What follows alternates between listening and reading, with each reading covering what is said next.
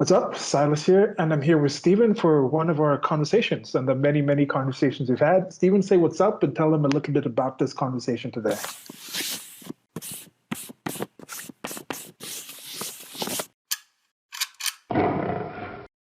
Happy Monday, everyone. Today, Silas and I are going to be taking a break from food. Instead, we're going to be talking about COVID, these recent vaccine mandates, vaccine passports, potential new lockdowns, similar issues. Yeah, so this is going to be a wide range, just as Stephen said, focusing on certain things.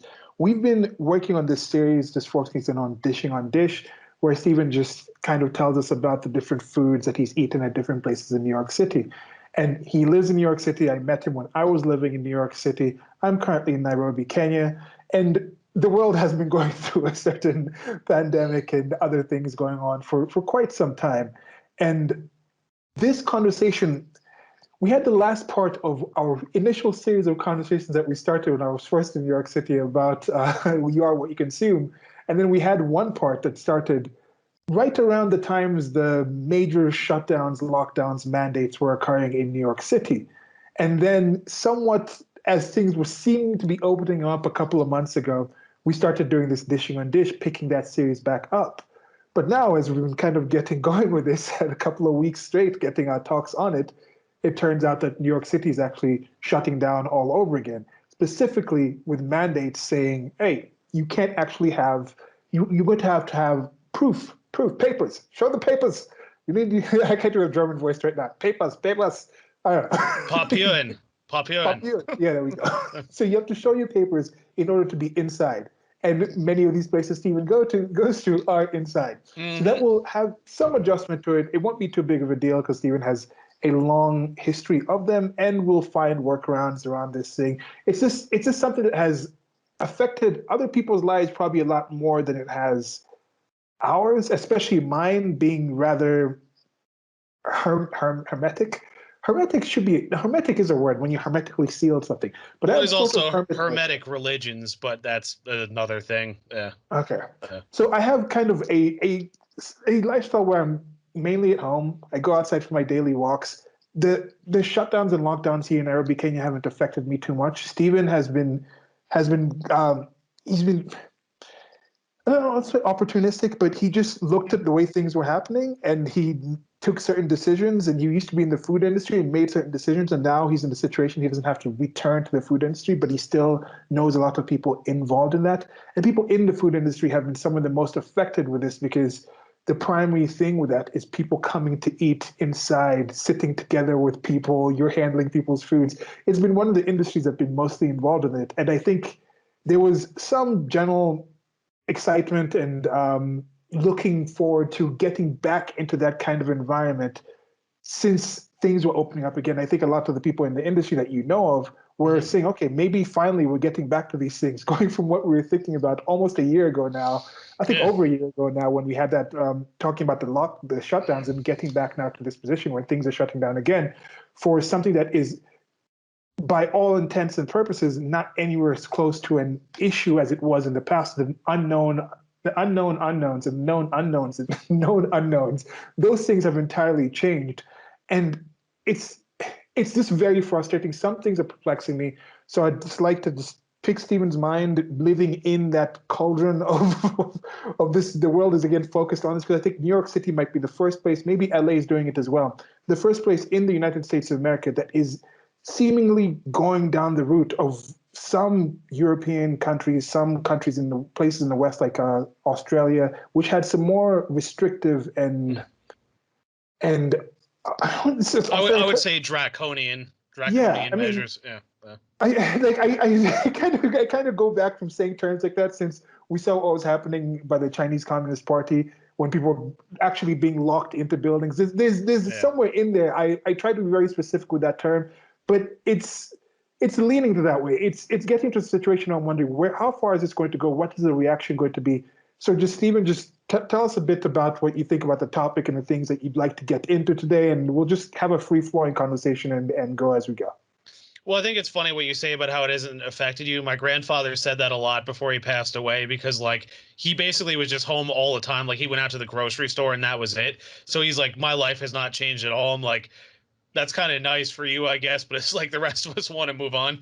Um, I had written a status on Facebook recently. I really recommend this thread that Konstantin Kissin, the British Yeah. comedian, did, talking about how, the thread was basically, why don't people trust the media? Why is there vaccine hesitancy? And he went through a list of all the major things that the media told us versus what actually happened. Like, people said, oh, Brexit would never happen. That was just a few racists. Trump would never win. Oh, the 2 weeks to flatten the curve. I went home about March of last year. I came back about Easter of this year. And the thing is, when I came back, certain restrictions were still in place. But I was told originally, oh, it's going to be 2 weeks. Oh, it's going to be Easter. It's going to be the 4th of July. It's going to be the fall. It's going to be early winter. And then it's like, eventually I just came back. I'm like, look, I have to try and move on with my life somehow.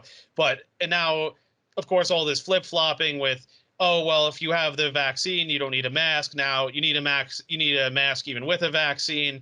I know a lot of the places that I go to, staff are wearing masks again, and they're actually upset because a bunch of them did get the vaccine. And they're like, wait a minute, I did what they said. Why am I being punished now?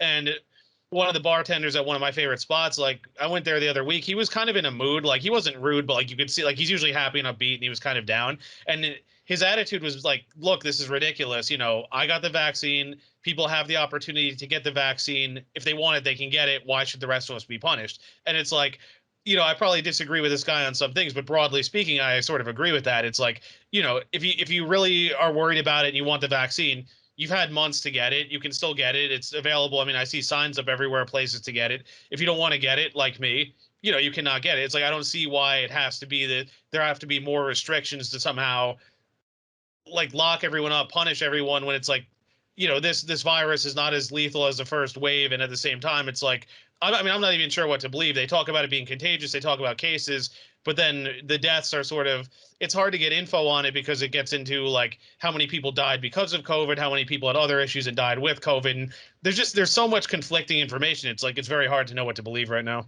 Yeah. Yeah, you see, this is the kind of thing where I'm wondering: have these people lost the plot, or Yeah. do they even have a plot? Or Yeah. it's getting to the point. I think it's Hanlon's razor that says, "Don't attribute anything to a malicious intent when you can be attributed to stupidity." Where it's this, and the nature of the state, the nature of the people who are affected with infected. It's really in my mind. The people who are infected with this statist ideology and ideation and collectivism. I don't necessarily think it selects for people who are that capable. This is something you see with like certain health ministers. I had a video some time back about the health ministers coming out, and there's one in Belgium who's just this massive human being. She's this huge human being, and she's put in charge of health. And you look at there was another one in Britain that was another massive human, like Yeah. he was a large man. You look at certain places and you're like, this person has something seems to be off about this person. How is this person the one who's telling us to do X, Y, Z? It's a kind of situation where, yes, you could have a completely obese, out of shape personal trainer, and they can still tell you things that are completely valid and true. Like, yes, watch your diet. You need to burn more calories than you can actually than you expend, and then you will lose weight. Somebody who's 600, 700 pounds overweight can tell you that and that be right. But at the same point, isn't there an aspect where you'd think, if it's supposedly this is what people should do, why aren't you personally doing it in your life? There's this kind of questions that you ask. And then this is something else. I forget who said it, where I got it from. I think I was listening to the Bill Whittle show, and he was talking about somebody on PJ Media or something who says, I'm going to start acting like I'm going to start acting like there's danger when the people who are telling me that they're acting. I'm going to start acting like it's a crisis when the people who are telling me that there's a crisis start acting like there is a crisis. Yeah. And that is a key part. If there was a crisis, is this the way that you think adults, people with information, people with understanding of what the crisis is this how they would behave? Would the Nancy Pelosi's be out there going out getting their hair done? Would the Gavin Newsoms be out there going to the French Laundry? Would the Obamas be having a scaled down birthday party that we'll be talking about in the next one of the next parts of the Dish in the Dish series, talking about hamburgers and some things around that. But would people behaving in that certain way? Would they be coming out and saying, oh, we need to say masks like this because we need these group of people to have them? Would they be obfuscating with certain information, pretending certain things weren't done in the past? Wouldn't they just come out and say, this is the data? we might not understand this data entirely, but this is it. There's an entire, you all have this access to the internet. If you're living in the United States of America, you probably have access to these things. They say, here's a database. Come to PBS. We have entire news channels. We have websites, government websites. Here is the information we are basing this off of, so you can tell X plus Y happens, and then we try to do that. And if it equals Z, then we'll adjust to ABC. That's a simple thing to do. And then once that's there, someone can come in and say, oh, we see that this has changed. We see X has changed, and the value of X has changed, so let's do it. Or X plus Y didn't result to Z, so I see why you no longer think ABC can be done, and you need a new equation. Now you need a PQR. Do they somehow understand that they've had children in government schools for generations, and they understand that they've never really taught them critical thinking, so they have the information but they don't trust the people with the information? Or do they just not have the information? Or do they have information about something else and they're just trying to be malicious? Because at this point, I'm just I'm frustrated. Yeah, I had a few comments to make. So this thing with Obama's birthday party, I had shared a meme where who was it here?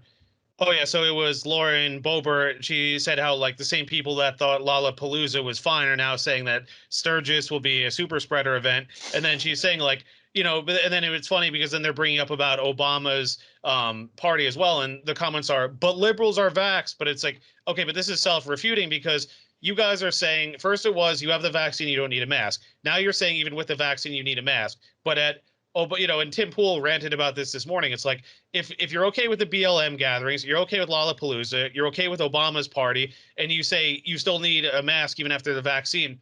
Well, what is it? How can we ignore these three major events and still take you seriously?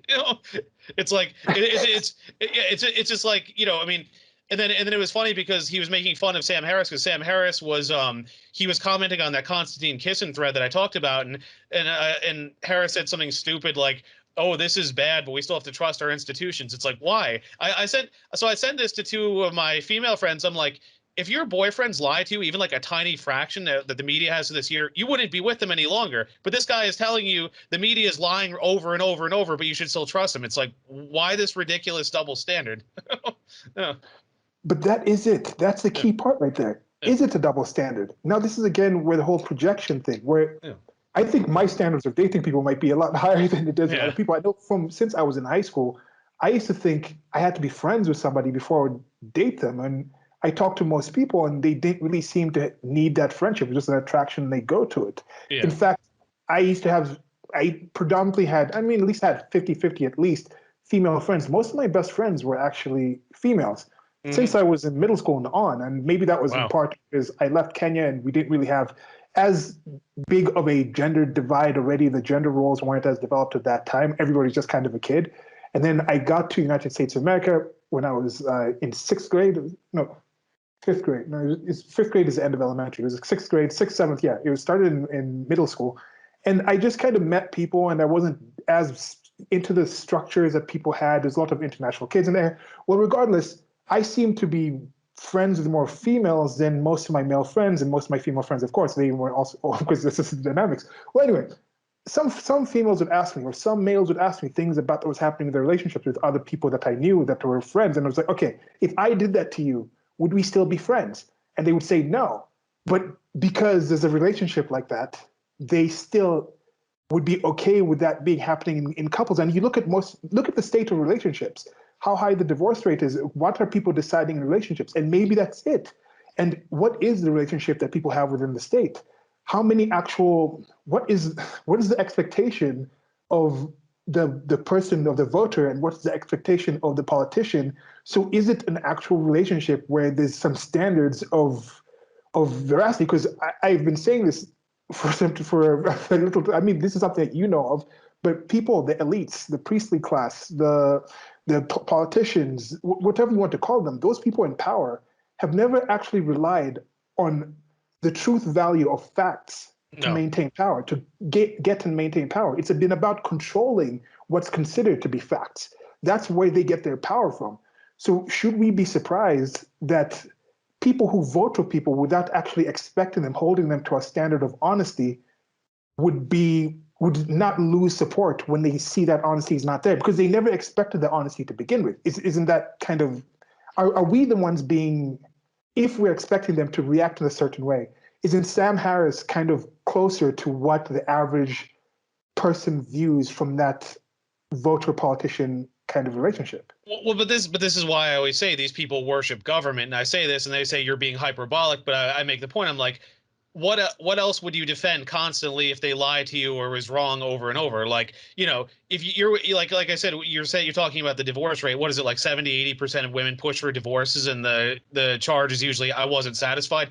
You're quitting it because you're not satisfied. Meanwhile, these people trust these people, even though they're caught in blatant lies over and over. It's like women have divorced men for much less, but it's like they'll still trust the government over way worse. And then that's why I make the point. Do you worship government? And they get defensive or saying I'm being hyperbolic. But my point is, why do you put them in this category where it's like we're supposed to go along with them no matter what they do? The other comparison I've compared it to is battered woman syndrome. Like it's like, my man keeps beating me. I keep going back to him, and someone's like, "Look, you got to get out of this. This is terrible." But the defense is, "Oh well, he loves me. Well, it's complicated. Well, you don't understand." Like they just keep rationalizing it over and over instead of saying, "Look, there's way more of us than them. If we demand higher standards from them, if we actually hold them accountable, there'd be more pressure on them to do the right thing." I mean, obviously, democracy, the state has its problems, but it's like the fact that people just allow it, even defend it over and over. Like I remember, Mom had this friend who when these Democrat politicians were breaking lockdown orders, he was like, well, they had an error in judgment. Well, this was a bit oversight.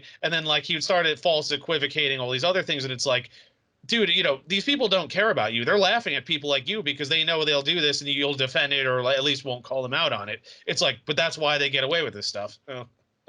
Yeah, it's.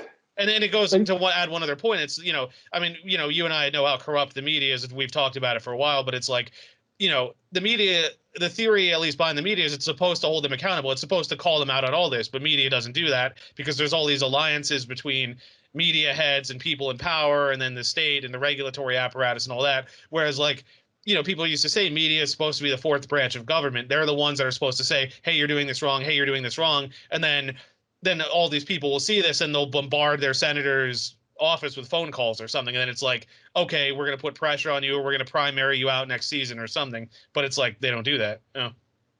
Yeah. And I'm just hoping that after some time, after things kind of settle down, because you had the media barrage just focusing on the whole Trump thing. And then this was a unprecedented thing, this global pandemic. We've never seen something happen with this kind of news coverage. And one of the first things I pointed out was that I think one of the silver linings is there's a lot of things that I thought were going to happen in maybe 10 years, 20 years, maybe end of my life in like 40, 50 years that have now been pushed ahead because a lot of things that were going on due to momentum have now had the time to pause. And then people can now think, are we going to restart this? Like it's a whole different thing. Just keep going to the same place over and over again. Keep getting the same food over and over again at the same restaurant around the corner. And then there's other restaurants and you thought, oh, maybe I'll try this. But then it's out of convenience. It's just part of your habit. You come home, you walk past this place, that's what you get. You order the same things. Now you go back to that restaurant, it might be closed, or if it's open, certain things that you ordered not in the menu. Or now the places that you thought of trying before, you had ordered some stuff from them before. Now you've ordered, now you're like, okay, I'm actually okay to walk around there. You hadn't been going to the gym as much, or you hadn't needed to walk that much because you were thinking, okay, I'm going to the gym. It's just around the corner, so I'm just going to go here. So now part of your exercise was cardio, and now you try restaurants that are further away, and then you start expanding that kind of way. That could have been something without that closing of, let's say, the pandemic. It might have taken another 5 years until somebody came to visit you and was like, no, I actually want to try a French place. And you're like, oh, I actually know this French place that's been on my mind for this time. Yeah. And then you finally go and take them to that place like they're like 30 blocks away. And then that's the first time you discover it. But due to the shutdown, the pandemic, it didn't take that other person coming in. Now you actually found it on your own, and now you add that to your thing. So I'm thinking we're working on a whole different set of issues here. With Trump, it was one thing where people were more. You had that same dynamic of left-right kind of things. People just be like, "Oh, he was a uniquely that whole Trump derangement syndrome was very real in a way that it could really just attach certain people's psychoses, could be projected onto him, and just he was a foil in that sense. In both senses, as he was also some people who had dislike against certain structures. They could put their thoughts and thinking, yeah, he's going to fix it for us. It's a true outsider. In a similar way to how some people thought Obama was going to come in and really change things on the political left more side, I think people on the political right had that same idea. And both those people, having Obama followed by Trump, I think are also in the mindset to realize that, wait, there's a system, that swamp, that professional class of the bureaucrats, that's there. Like Obama molded himself to that. Yes, he came more from that, but he molded himself to that. He wasn't as visionary as I think some people hoped he would have been. Same thing with Trump. Even if he wanted to do certain things, this whole idea right now, we're dealing with the whole situations of the CDC having the what's it called, the moratorium on paying rent. We're talking about people not going back to the jobs because they're getting so much money from the state on top of unemployment. Those are things that were started under Trump.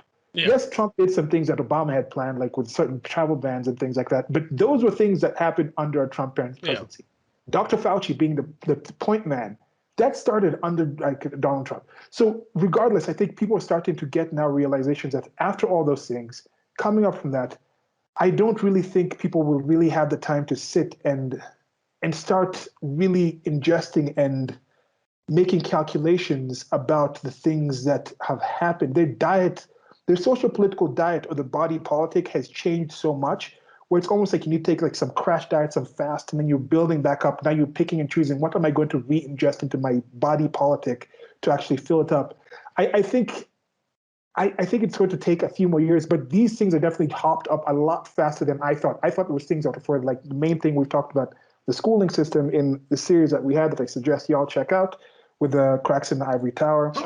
You had mentioned how the battered woman syndrome, and I just also mentioned how most of the people who are tied into this thing have been through the schooling system. They just recently had a White House hiring some kind of influencer, and I'm like, who's the target demographic that would listen to this influencer that doesn't already have the vaccine or would get it as soon as possible? Like, these are the people who I think are getting mixed up. They're like, but you told us we were good by doing this, and now we have to go back and we're still spreading it. Like those are the people I think will have a massive crash, because I think there's still 10% on both edges of the bell curve on belief and trust of the system that are already out there. Then 10% that are inside have now been activated. Now we're focusing on that 60% left in the middle.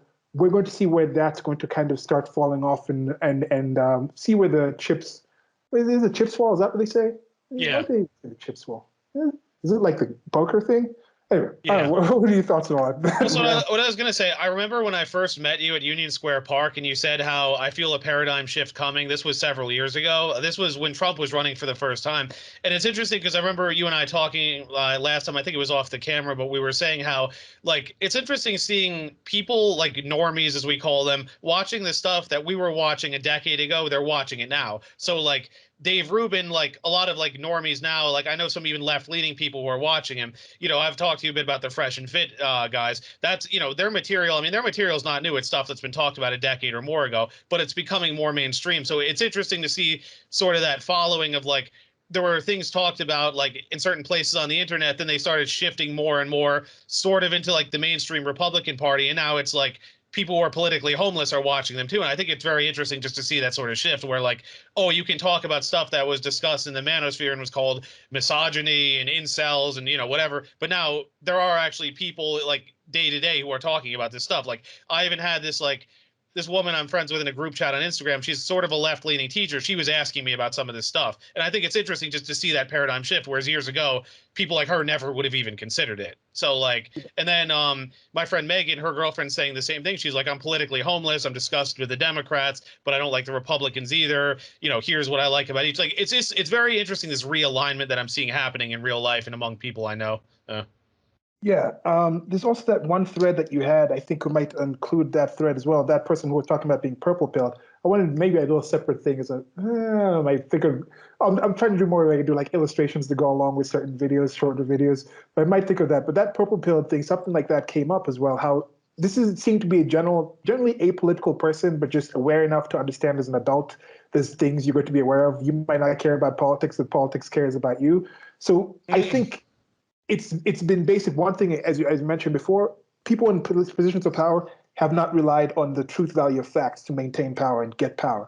they've also counted on the general people that they need, the general people who need to accept and allow, because there's always more people in general than the people in power, even though you have massive states like the United States of America, where I think like 40% of the money spent was either directly from the government or paid to government employees in some way, and that is very high. But you can't really, once you start getting closer to 50%, it's like the growth getting to 40% might happen rather fast. But once you start getting to that point, your society just crumbles. And I don't really imagine the United States of America getting much larger government than that. And part of the reason I'm seeing is because of things like this. Now you're getting to the point where there's so much largesse, there's so much influence. Yes, there's been so many regulations that are not enforced and things like that. But these ones, they've gotten to the point where they've regulated and put laws for all the minor things that are just pointless, that you would never actually care. There's I think like 13 countries, 13 counties, 13 states or something where it's still technically illegal to actually air your dirty laundry, to actually put dirty laundry to dry in the sun. But the chances of somebody coming around and actually fining you for that are slim to none.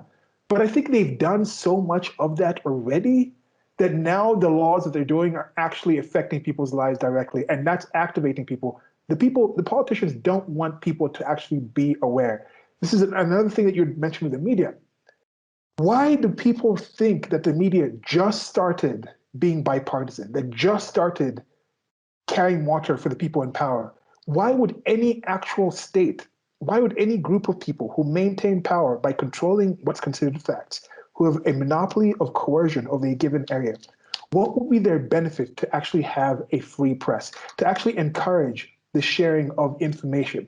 What would actually benefit that? And for most of you, you might think, oh no, this is part of the United States of America. And I still think it is. And I still think in general, most of the people do that. That is one thing that makes America exceptional, that by the fact that you know that we've had civilizations for all this time, people have understood what communication is. But the United States was the first time there was actually a country constituted with the basic respect and acknowledgement of the sharing of free information, the free sharing of information. That's what makes it exceptional. But to think that that is something that anyone in power, most people in power have wanted ever in the past, and the people maintaining relations with the people in power have been doing. No, the media has never been about that. They've always been about what you're seeing now, but people are seeing it in a way that's, you can't ignore it. Like the red pills have never been mandatory, but they're increasingly becoming just unavoidable. Like you're just going to get contact red pill. Just like it's not mandatory. You get there's a pandemic of red pills. Well, I was going to say, as far as absurd laws, I mean, I know there's laws in certain states against harvesting rainwater, but that's another thing. I wondered how do they enforce it? Because it's like, if you live in some country home in the middle of nowhere, it's not like police are going to go around and like they see a bucket outside and they're going to stop you. I mean, that doesn't happen as far as I know. That's the thing. They're not going to, but they could. Yeah. And that is the key difference now. There's a lot of things that people thought never in America, but it has happened. And right now we're talking about this thing right now. A mutual friend of ours, I'm now getting some of the testing. She was talking about showing how different countries in France, in Nice, a couple of cities in France, in the UK, a couple of places, in Australia seems to be happening, where they've been coming out and having protests against these. And they've already shown, I just saw some clips today of some police in France walking around to just cafes outside and checking people's vaccine passports. Some places in Europe they've already initiated different sorts of vaccine passports. That's, again, it was mentioned he's coming to New York. The Excelsior Pass is there now in New York City. But they have this where there's a pass, but it says, okay, you can have your vaccine or you can have tests. They normally add that at the end, like, or you can have tests. But it's like, it's normally focusing, you should get the vaccine, or you can have some like 48-hour tests. So that's actually there. And that's why some people are protesting. And I was mentioning that those countries are different.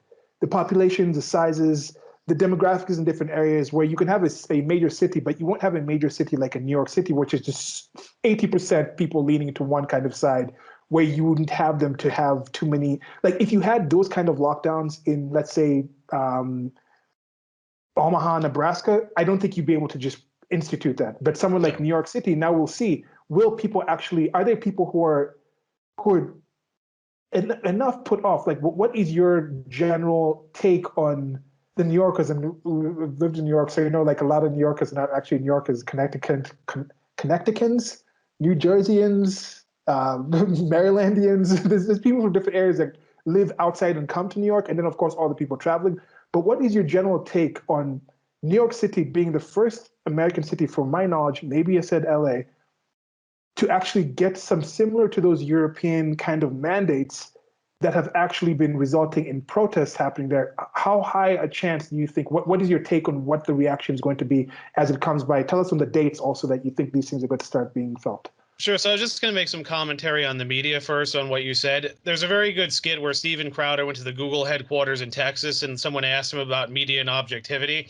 And what his advice was, it was interesting. If somebody said, "Is there any source you rely on for objective media?" He goes, "It doesn't exist." He's like, "My advice to you is look at the most biased sources, but on each side." So it's like read like New York Times, Huffington Post, most of the mainstream outlets, and then read like the Daily Wire, Fox, Breitbart, or something, because it's kind of like two different worlds. But he was saying like, people used to say, oh, Fox is right wing, CNN is neutral, MSNBC is left wing. Does anyone think CNN is neutral anymore? I mean, if you unless all you watch is that, it's like, no, nobody believes that. And even Walter Cronkite, who is considered like an objective journalist, he famously said something like, "You can't be a newspaper man and not be a liberal." So he admitted that he had his own biases and all. It's just the difference was back then you only had a few channels, whereas now as you have all these channels, you have all these online sources and everything, so you can fact check and compare. And some people have argued that's led to the divide, but no, it's just there's no like group or a few groups that have basically a monopoly on information. So it's just all these competing ideas. And Michael Malice has some good commentary too, talking about yellow journalism during the Spanish-American War and the government trying to push stuff to get the country to go to war. So like, and then of course you want to go further back, we could talk about people being arrested in Britain and elsewhere for saying certain things. We could talk about blasphemy laws. We could talk about the Catholic Church. Like the idea that there was like a golden era of objective journalism, it's never existed. Like as far as we know, it's always been partisan, bias, establishment, however you want to put it. Like there's never been this era where it's like you're just reporting you're just hearing facts reported to you. So that's pretty much just what I had to say. And with that, I had introduced that thread about the purple pilling. There was somebody who commented below about talking how this person's a fence sitter. She was talking about, purple pilled, and purple pilled is worse than being completely blue pilled. And I think I kind of agree with Brian. I think it was Brian who had said that. But yeah. I went further and said, one thing that normally happens, it's kind of an agnostic position. But somebody is agnostic normally when they're moving away from something. That fence sitting is normally moving away from something. Nobody ever just comes out and posts out on the fence. They're on one side of the fence and then they hop onto the fence. And chances are the momentum normally carries them over to the other side of the fence from where they've left. And with religions, it's not going from being a believer in the religion, from being a non-believer and then you fence it. If you're a non-believer and you go to belief, you don't go to agnostic phase. You just all of a sudden start believing. It's normally people leaving a belief in a certain faith and then they cross over and then they go somewhere else. They could go to another faith, or they could go away from just faith in that category of things. So in this case, you're talking about politically, they're going to come up from that position, and then they go, most people I think will eventually go over, and they'll start realizing also like, hey, we've seen post a Trump time when you have the Republican Party, the establishment is the establishment. This whole idea of rhinos, we've put some memes up about it. It's bunk. Mitt Romney, Lindsey Graham, Mitch McConnell, those are the Republicans. Those are the establishment. If you don't align with those people, Trump was the rhino. Yeah. Like that's the thing you need to realize. Trump was a Republican in name only. Like the core of the party is that uni state. And I think most people start realizing, and that's good because in the past there was people jumping from one side of the same coin. Now we need to realize you're not going to make decisions in your life by flipping a coin. How many decisions in your life do you actually make to that? I put on small things. It's like if I go to a restaurant and I'm like, okay, these two burgers look good. I don't know which one. I'll just flip a coin and then pick one burger instead of sitting there and trying to like, that's a small decision. But a big major decision in your life, why would you just flip a coin? Yet when you vote in most countries, in these so-called democracies, you're just flipping a coin. When you turn on TV and you're trying to watch mainstream TV, Fox or in general, Fox or CNN, or those left and right, you're flipping a coin. You're just getting two sides, two focused propaganda ideations on one thing instead of having actual conversation and breaking into this thing on the myriad of things. So I think that whole idea, it's going to get people away from these things because CNN, as you mentioned, used to be the one that was in the middle for the last 15 years, I think it was considered that, but Yeah. it's never been in the middle. No. That's the thing. And now people are realizing this. They said last week CNN was down under 1 million. That was like the first time since we've had the 24/7, I think really since 24/7 TV actually became a major thing and it started hitting that above 1 million people. That's the first time it's gone that low. Why? Because Chris Cuomo is still there. Because Brian Stelter is just there. I just think that man just. How is he on TV? Like I don't get it. So, he's got to be related to somebody or something. Yeah. I don't know. Like I was thinking maybe with Zucker, he's like kind of like, you know how some authors have an insert where it's like a character that's like them in the story. Maybe he's somehow the insert of. I don't know. He just. Okay. So I don't know. So let me just read this before I throw it back to you. There was this thing they had. Dr. Peter Hotez on CNN just yesterday or something this weekend, and he said this. He's like, the Delta variant is like nothing we've seen before. We understand this. It's a new thing. It's a novel disease. This is twice as infectious as anything we've seen. Okay, if you're a young adult or adolescent, don't listen to the anti-vaccine nonsense that says if you go to the gym and eat healthy diet, that's enough. What do you think is kind of off there? Should I reread it? Yeah, sorry, Okay. I always will. Listen to this. The Delta variant is like nothing we've ever seen before. This is twice as infectious as anything we've seen. If you're a young adult or adolescent, don't listen to the anti-vaccine nonsense that says if you go to the gym and eat a healthy diet, that's enough.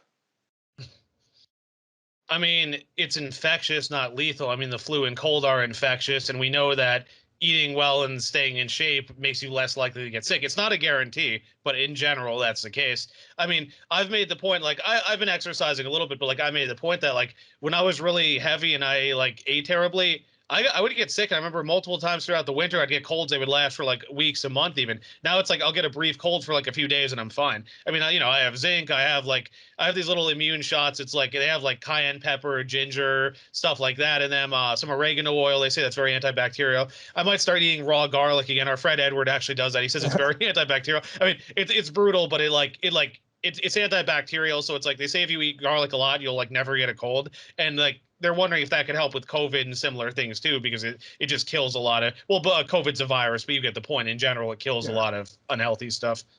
It just keeps your body. The healthier your body is, the better it's going to deal with an injury. Just the same thing. If you are obese and you sprain your ankle, you might not be able to get up and move yourself to a certain location to get to safety. But if you're already fit and you sprain that ankle, you'll be able to support your body with the other parts of your body and get yourself to safety. So it's not saying being obese or being in shape prevents you from spraining your ankle one way or the other. If you twist your ankle, it'll still get sprained. But the after of that effect is a thing. And that's the key thing. Yeah. There's an obfuscation that keeps going on, changing from infected. Infected does not mean diseased. Disease does not mean deceased. Like there's a difference with that. Who has actually said, and I'm sure there's people out there who say that, who say, oh, you just work out and you will never get. I personally haven't heard too many. Nobody I'm friends with and around with my objections says that. I'm just get healthier and your life will just be better around full spectrum life improvement if you do that. So this whole idea of obfuscating those two, nobody is saying that. Like he says this, it's anti-vaccine. People are not saying anti-vaccine because they're saying you won't get it. I have heard the president of the United States of America, the current president, say if you have the vaccine, you're not going to get the virus. That's a lie.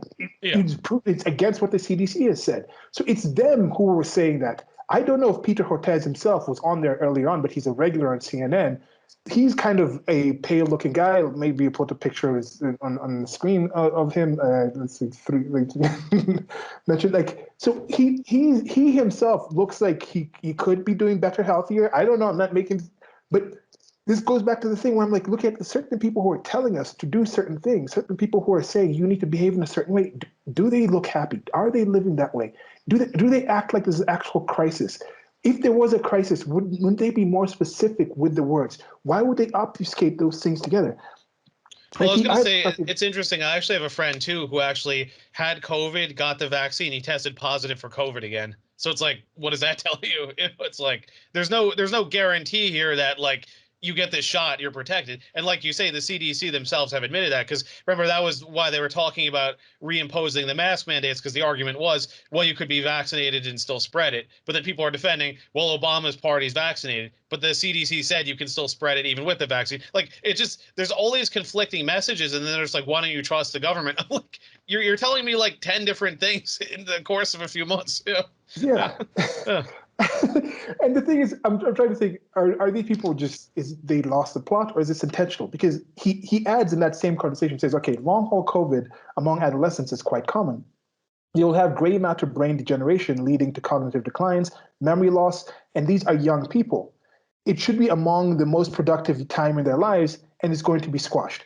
So you see here, he knows that, okay, just getting infected is the same. Now, if you're infected and you have these issues, how do they know you're going to have long term? This is a new thing. This is something we've never seen before. If we've never seen this before, maybe he's talking about the spread itself, but this is a novel virus. They say, okay, the mRNA, they claim that has been actually studied, and the process to actually do these kind of vaccines has been in the works for 20 years, at least 20 years. So why did it take them that long? This is the thing we're talking about the FDA. If it's found out that this is actually an effective way to do things, why has it been taking that long to actually get things approved? How many things were not approved that could have saved people's lives due to the labyrinthine bureaucratic process of the FDA? How many things of that actually happened? Like, if they had released this thing earlier, so we're talking about that.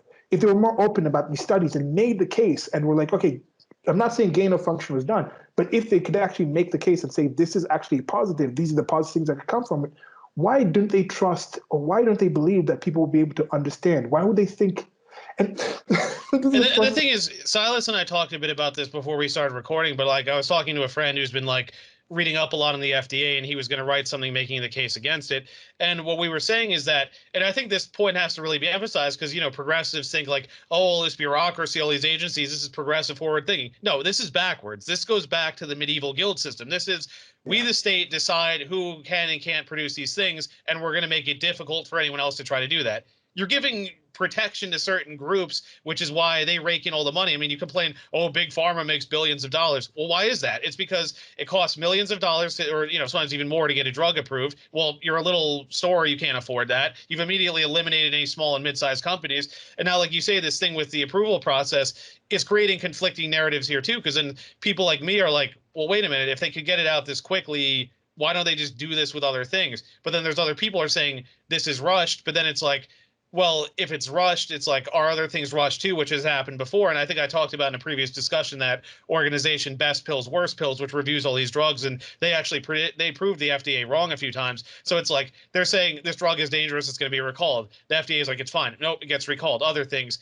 hey, the FDA is stalling on this, it's fine. Nope, the FDA stalls, people die because they don't have the drug. The FDA says it's fine. So it's like, again, why should I have so much faith in this institution? Then that gets into like regulatory capture. I mean, Obama appointed a former head of Monsanto to run his FDA, and then that gets into all this stuff about like, the chemicals they're spraying and them suing farmers, and it's like, again, it's like you're hearkening back to the old medieval guild system, and you're calling it forward thinking. It's not at all. Oh.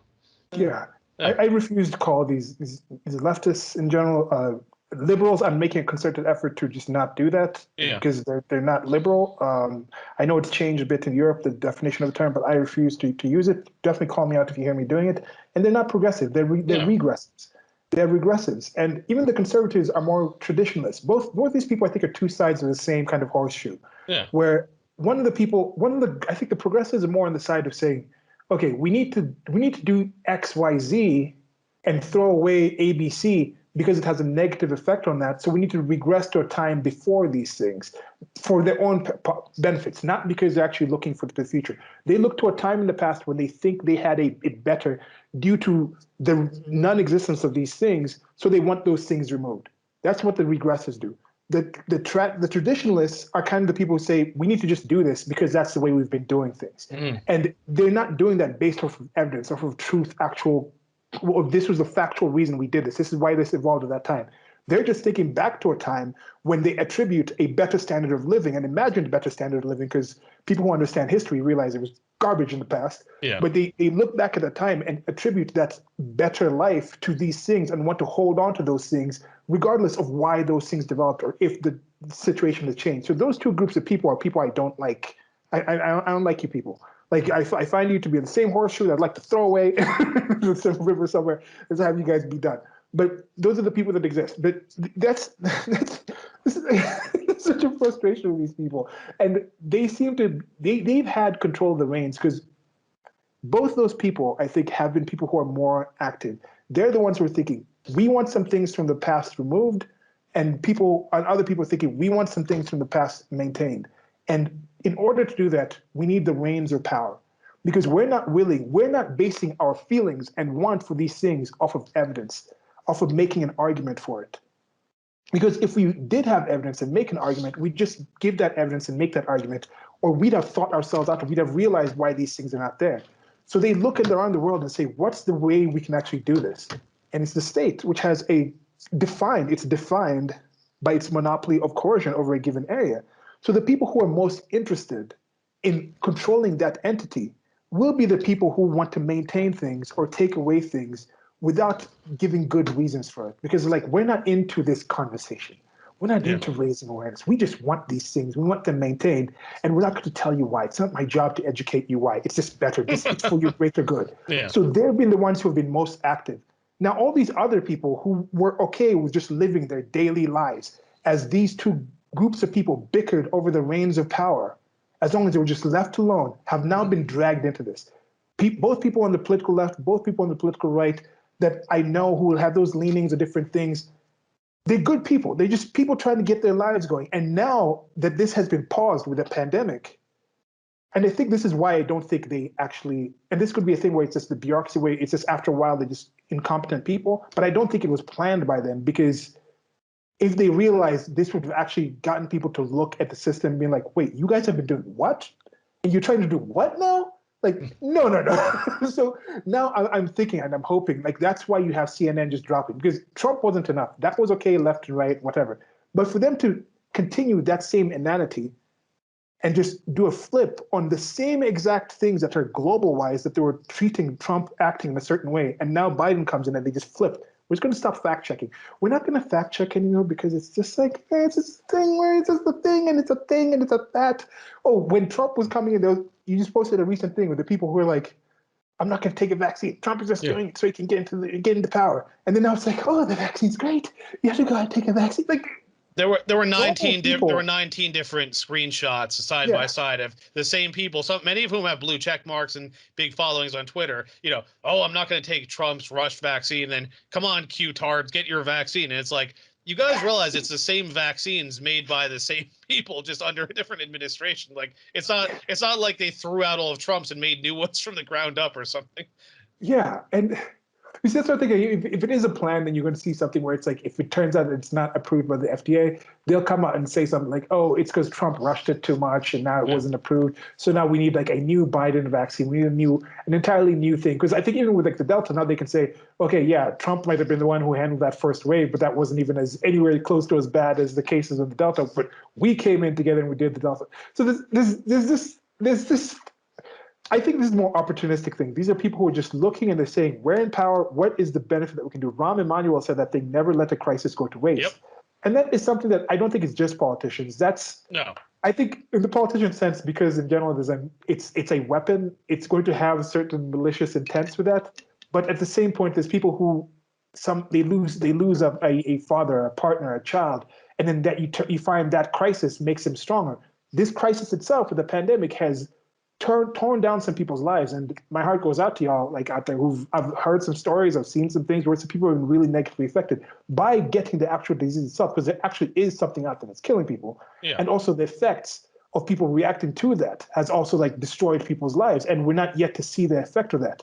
And this has been a crisis, but at the same point, the people in power, literati and those people, are going to take advantage of this crisis. But I think the majority of the population, the general public, us peasantry out here, we're also going to be able to do that. We're also going to be able to make the case for liberty. We're going to make the case for actually finding different things. People are going to realize these were things that you were doing yourselves.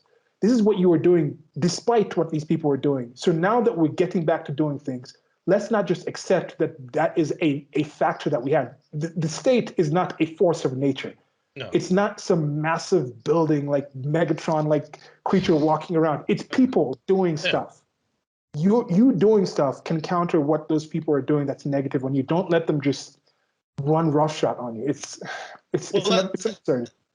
No, go ahead.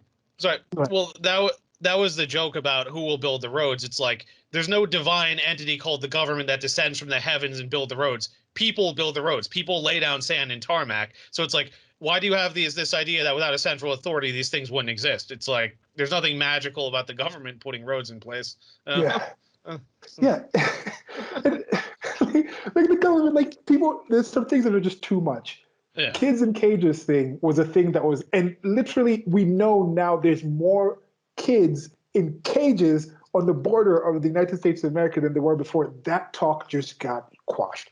Yeah. Like, and I don't think people were this media affected even during Obama's time. During Obama's time, there was cover. People were like, everybody wanted to like Obama. I think even people who didn't vote for him in general were like, yeah, we have no problem with this guy. And he seems give him a chance. Let's see what he does. This might be actually someone from the outside. Let's see. No, it was much of the same. But the amount of coverage, we did not have the 24/7 total media coverage that we do now. Yeah. As we did back during Obama's time. And then it was turned on to ratchet it up to full under Trump. And now trying to go back to politics as usual under Biden, you can't do that anymore. People are already tied in. Yeah. And a problem the literati made is if it was more of a regular type of thing, first of all, I don't think Biden would have ended up getting in if there wasn't the mail-in voting type of situation and there wasn't this pandemic to question Trump's whole judgment of it from looking at his popularity level. And this is something that I did mention in a video back in 2018. Like I was like, unless there was just something massive that I can't even imagine happening, I was imagining Trump's going to end something massive that I couldn't imagine happening. Yeah. So let's say that hadn't happened.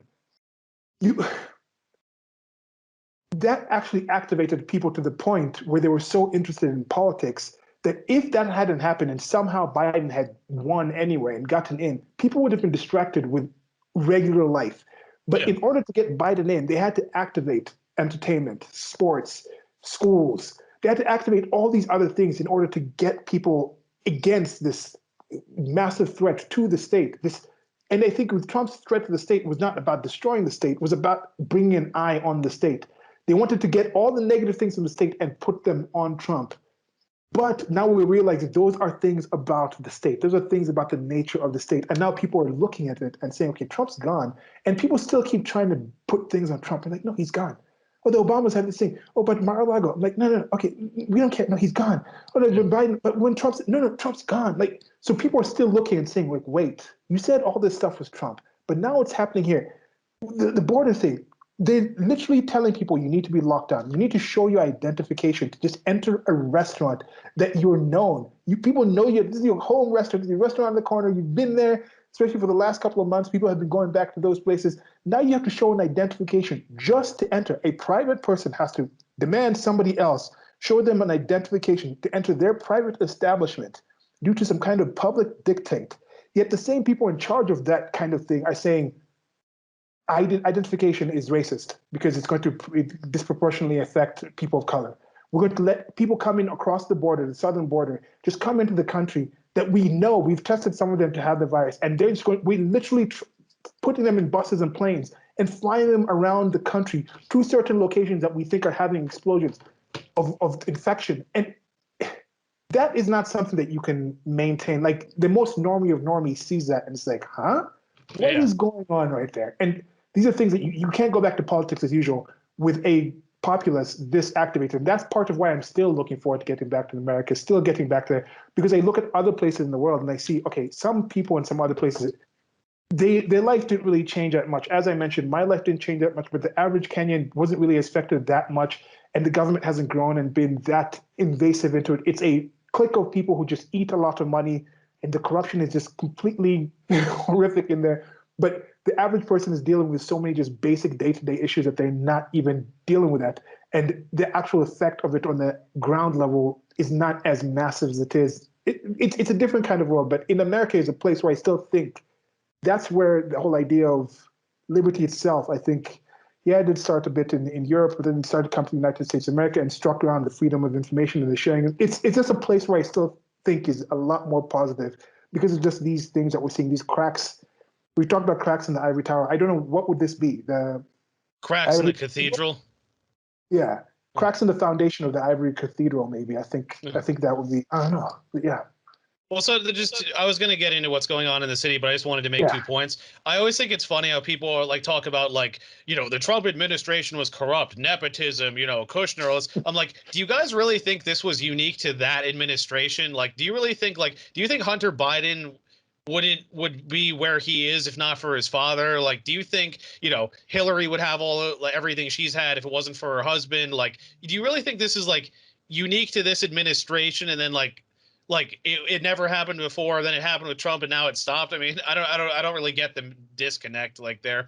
And then the other thing we were going to say is you're talking about no more fact checking. I remember CNN used to have the death toll from COVID, remember, on the screen. And then when Trump was out, they took it down. It's like, why do you suppose that is? It's like, oh, but CNN is middle of the road network. Yeah. And they got called out for it. And they were like, no, we didn't. Then they show like a few shows that still had it up. And then once that died down, it's like 2 weeks later, now all the shows didn't have it. And all the style sheets of the news of the news readers just went to now changing. It started as cases, then it started as hospitalizations, then went to like deaths, and then went back to hospitalizations, then went back. Now it's back at cases where it's like infections. And as you mentioned, this guy knows about the long haul. Do people understand when somebody gets a test? Is this somebody who's a long haul person? Do they just get infected, or is this now that most of the people who are at risk, they've been tested, they either had it or they've had the vaccine. So they've been tested already and they've gotten that out of the way. So of course, now that you get to the point where those people are not getting tested anymore, or they're already in the books, now you get into the younger people. They could be a younger person who had it for 6 months, and then now they're finally getting around to being tested, and you're saying, oh, you have some parts in this, or you have some detection of this, and now that's adding to the numbers. It's like, no, you started testing different people. Of course, you're going to see a different rate. Like, what is going on? And if I can think of these things, I know there's at least 50 million Americans that can think of this. There's at least millions of people in the world that can think about this, if not at least a billion. And that is a positive thing. You don't even need that many people. Because think about this. The amount of people in the literati, the amount of people in history, the amount of people currently right now who have really been going around to different places talking about these things, moving these things around. You're not battling 10 billion people. People think of like, oh, the CCP. You're not battling entire Chinese. Most of the Chinese people are good people. Yeah. It's like Xi Jinping and his group of like maybe 10,000 like upper top party. Like, yes, half of China is in the party, but you just have to be in the party to do anything in China. Yeah. Yes, in America, there's Democrats and Republicans. Doesn't mean they're like these evil people and you just have to, in general, to participate in society, you vote for one, you flip the coin, you're on one side of the coin. It's kind of just a general thing. The people who are actually in power controlling these things is a small number of people that have counted on your ignorance, on your apathy in order to keep doing these things. Yep. And they themselves, most of them are even not that evil. Most of them are just doing things that we let them do. Yeah. They're just opportunistic. They're willing to take advantage of a crisis for their own benefit. Yeah. If you reduce those benefits, they're still going to have many sorts of things that they can benefit on. Nancy Pelosi doesn't want people to die. No. But if some people die for her to maintain power and keep her fridge full of that $12 ice cream, she's going to be okay with it. If 10,000 people do it, she might be okay with it. If you figure out a way to make it 500 people and she still maintains the fridge, she'll be okay with it. If you figure out a way to 5 people and then she has to buy maybe one thing of ice cream a week instead of 10, I think she'd still be okay with it. Like I don't think she's like this like horrific human. That's the kind of thing where it's like the world has improved despite all these negative things, and it can still improve a lot more. But we know at least in New York City, let's see what's going to happen before we get to that improvement, because right now we're getting to some kind of dicey times, and maybe we could finally reintroduce that at the start. Now an hour in, we're getting into that, but that's our conversation. I enjoy it. So for those who may have missed it, not sure who has at this point. I remember the day it was announced, I got messaged by all these people. So New York City is requiring a mandate. You have to have a vaccine for indoor activities. That includes indoor dining, sporting events, concerts. There's probably like 1 or 2 other things. So what it is they're going to, my understanding is started on the 19th or so of this month, but I think by September it's going to be more strictly enforced. That's my understanding. Now, there currently are some protests against it. I don't know if you saw, I posted a video. I went to Times Square the other day and there were actually people there protesting it.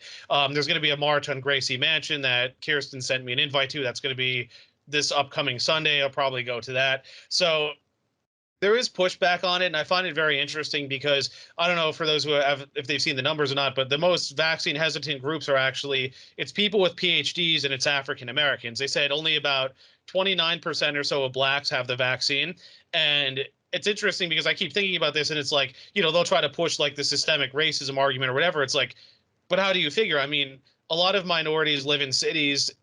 There's areas everywhere where you can get the vaccine. This is a personal choice. I mean, Wilfred Riley even said that in his tweet. It's like, if they want to get the vaccine, they easily could anywhere. But then you have to ask, well, why aren't they doing it? And it's interesting because I have a security guard here in my building. I talk to him like pretty regularly, and he's black, and his brother, he said, was actually eating out, and apparently they stopped him in the middle of dinner and asked if he was vaccinated. Well, it wasn't really in the middle; it was like more towards the end. And apparently, but the brother fought back. He's like, "You're stopping me and asking me if I'm vaccinated." He's like, "After I've sat here, I've eaten most of the food." And then he's like, "Are you going to ask everyone else here if they're vaccinated?" And like the wait staff just froze up because like they didn't know what to say to that. But I'm like, you're going to start seeing more and more things like this. And I've noticed too, restaurants around me have been slower lately. I mean, it is August. August is like the slowest month. Like generally August and like January, February are slower months except for restaurant week, so it makes sense. But it's like I do wonder, are some people starting to like pull back because they're like, well, wait a minute, are they going to stop me? Are they going to check me? And then it's like, am I going to have to leave, or is there going to be like, is a police officer going to come and take me away? Like, I think people are starting to wonder. But then I saw something recently about how I guess they tried doing this in Russia, and I guess it fell apart after 3 weeks because it's just like restaurants were dying, and they're like, well, look, it's killing our business. We've already been struggling. Just look, people can get it if they want. If they have it, fine. If the restaurant wants to require staff has it, fine.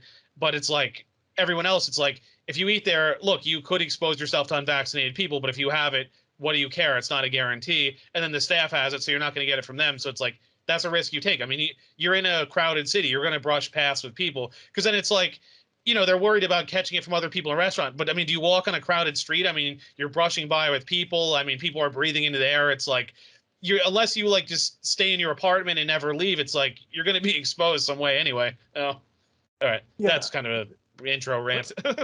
By the nature of these kind of mandates, they're going to happen in places where people who are supportive of the people who are initiating these things have mostly had the actual vaccinations. Yeah. Have actually had are the sort of people who take selfies and post on social media that they've had it.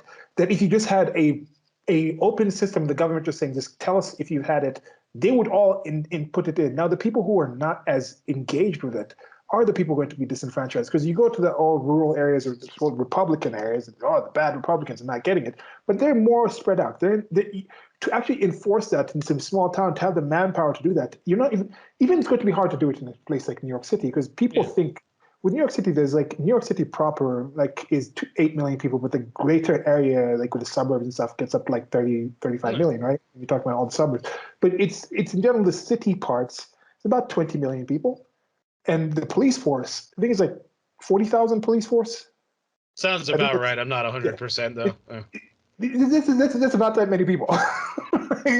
Like, how are they going to enforce these things? So they're relying on people actually narking other people out. And they tried that thing with de Blasio and something where people were like sending pictures of penises and something to that line. So how is this system going to work? Some people are going to rat other people out. You're going to it's not going to work. I just can't imagine this working. I was already at the point where it's like, okay, I don't know if they've even tried. But now that they're trying it, it's just some of the things just can't work. Just inherently, just how does this practically work? So, as you mentioned, the Gracie Mansion, is that the mayor's or that's the governor's? That's the mayor. The governor lives in Albany.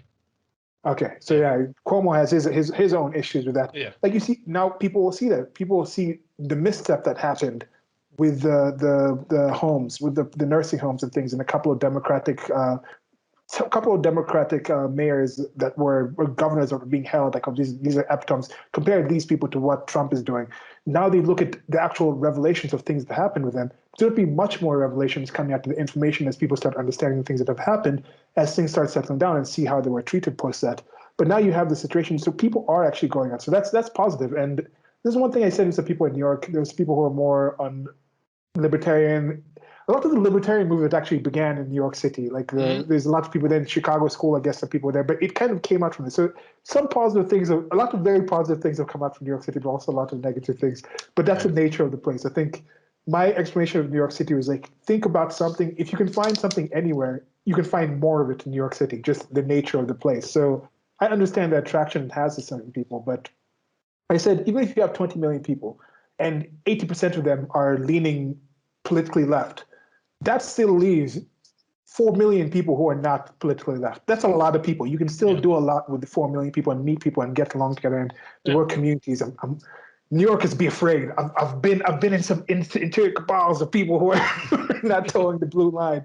We're not blue no matter who. Yeah. So anyway, so do you think the reaction? What do you think the chances of this actually lasting that long? What's the practicality? Do you think it's going to be like the 3 weeks, like you said, might have happened in Russia? Do you think De Blasio will just ride it out and test it out? Like, what's the pressure? What's happening? Like, I don't know what to ask. It just seems.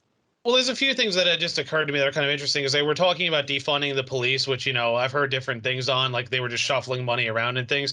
But I was thinking to myself, like, I was talking with Kirsten and some of them the other week about how I walk around like Midtown, because this is where I live in Hell's Kitchen, and like I feel like I see more police than ever. But then what they're wondering is, are the police that are being defunded, those are the ones in the outer boroughs? So like they're pulling back, and it's like they're keeping them in like the wealthier areas because it's like they're protecting those areas, as it were. Yeah. But then what I'm wondering is, in these outer boroughs, how is it going to be enforced? Because it's like, if you have more minorities, especially blacks who generally are opposing the vaccine, if you have these black-owned restaurants and there aren't police there to enforce it, aren't a lot of people just going to kind of like, you know, renege on that? Like, isn't it going to be like, hey, buddy, you know, I don't have the vaccine, but can I come here? Oh, yeah, sure, don't worry. And it's like, how are they going to enforce that, especially if there aren't as many police in the area? And then it's like, if there are crimes and other things going up, it's like, aren't the police going to be busier with that stuff? Like that, it's going to be one of these things among police. They'll be like, oh, here we go. We have to stop an unvaccinated person from eating. Like, it's going to become such a headache, and they're going to be tied down with other things that it's not going to be worth it.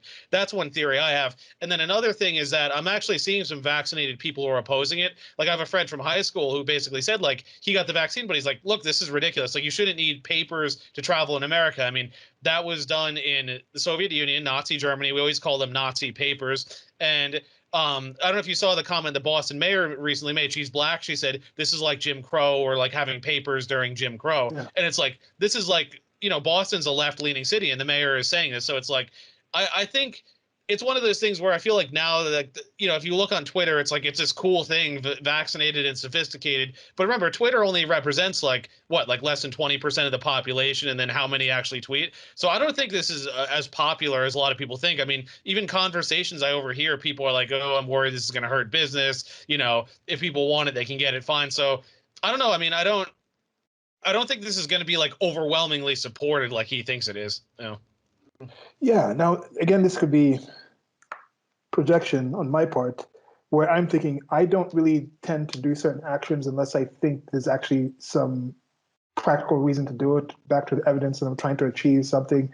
Because I'm also, at the same point, I'll also be rather indolent when I don't think there's actually some things I can achieve. I'll just be like, yeah, I'm just going to sit in my room and just think about stuff, do sketches, draw stuff, or like just read like tons of, like listen to like 10 audiobooks in like a month. So I'll do things like that rather than like, if I can't see a way forward to actually achieve something yet, and I'll procrastinate on things and sometimes that I'm trying to work better at.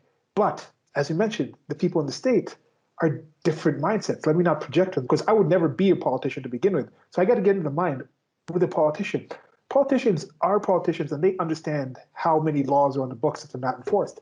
They know more than I do, and the average person does, about the actual things they're able to actually do. They know the actual police force they have.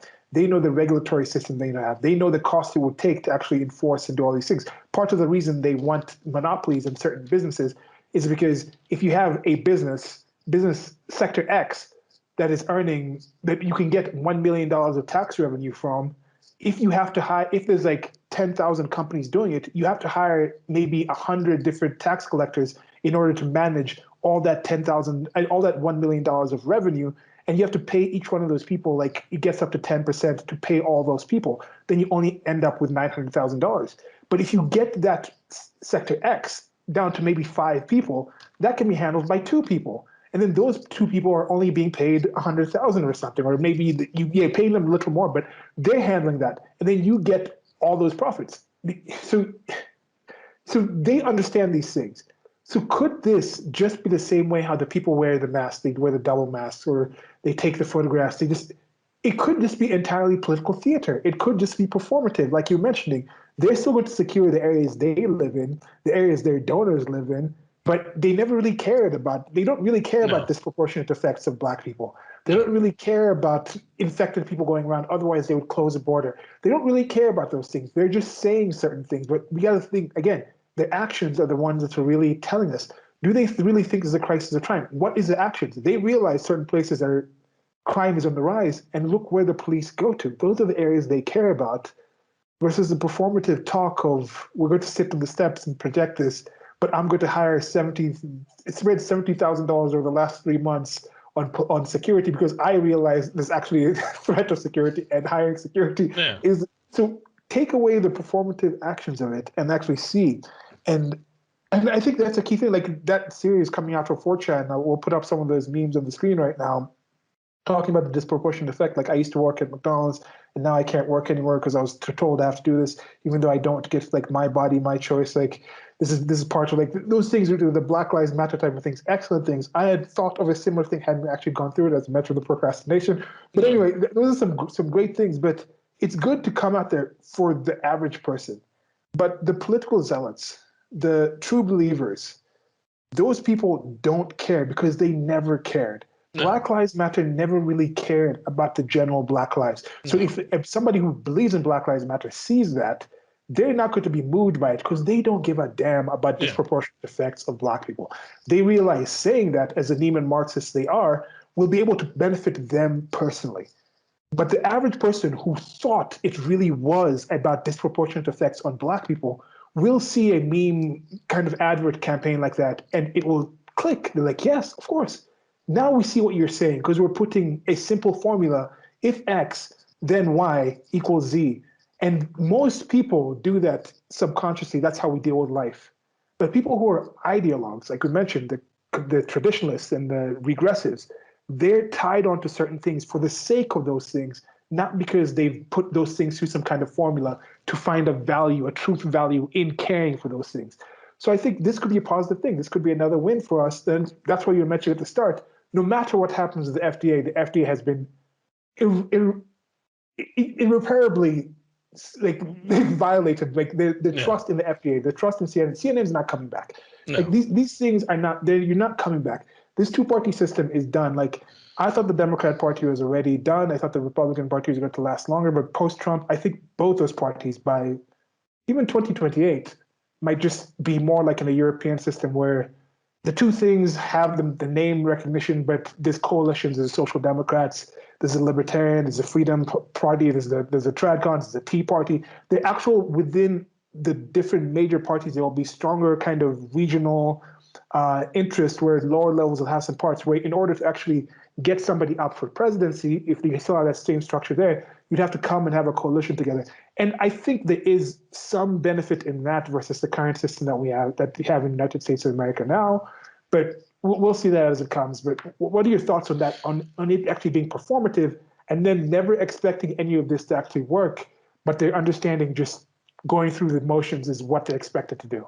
Well, to your point, we saw a bit of that anyway, because I was thinking of like, the whole thing with Cuomo going out without a mask on, all the various politicians going out with which we talked about.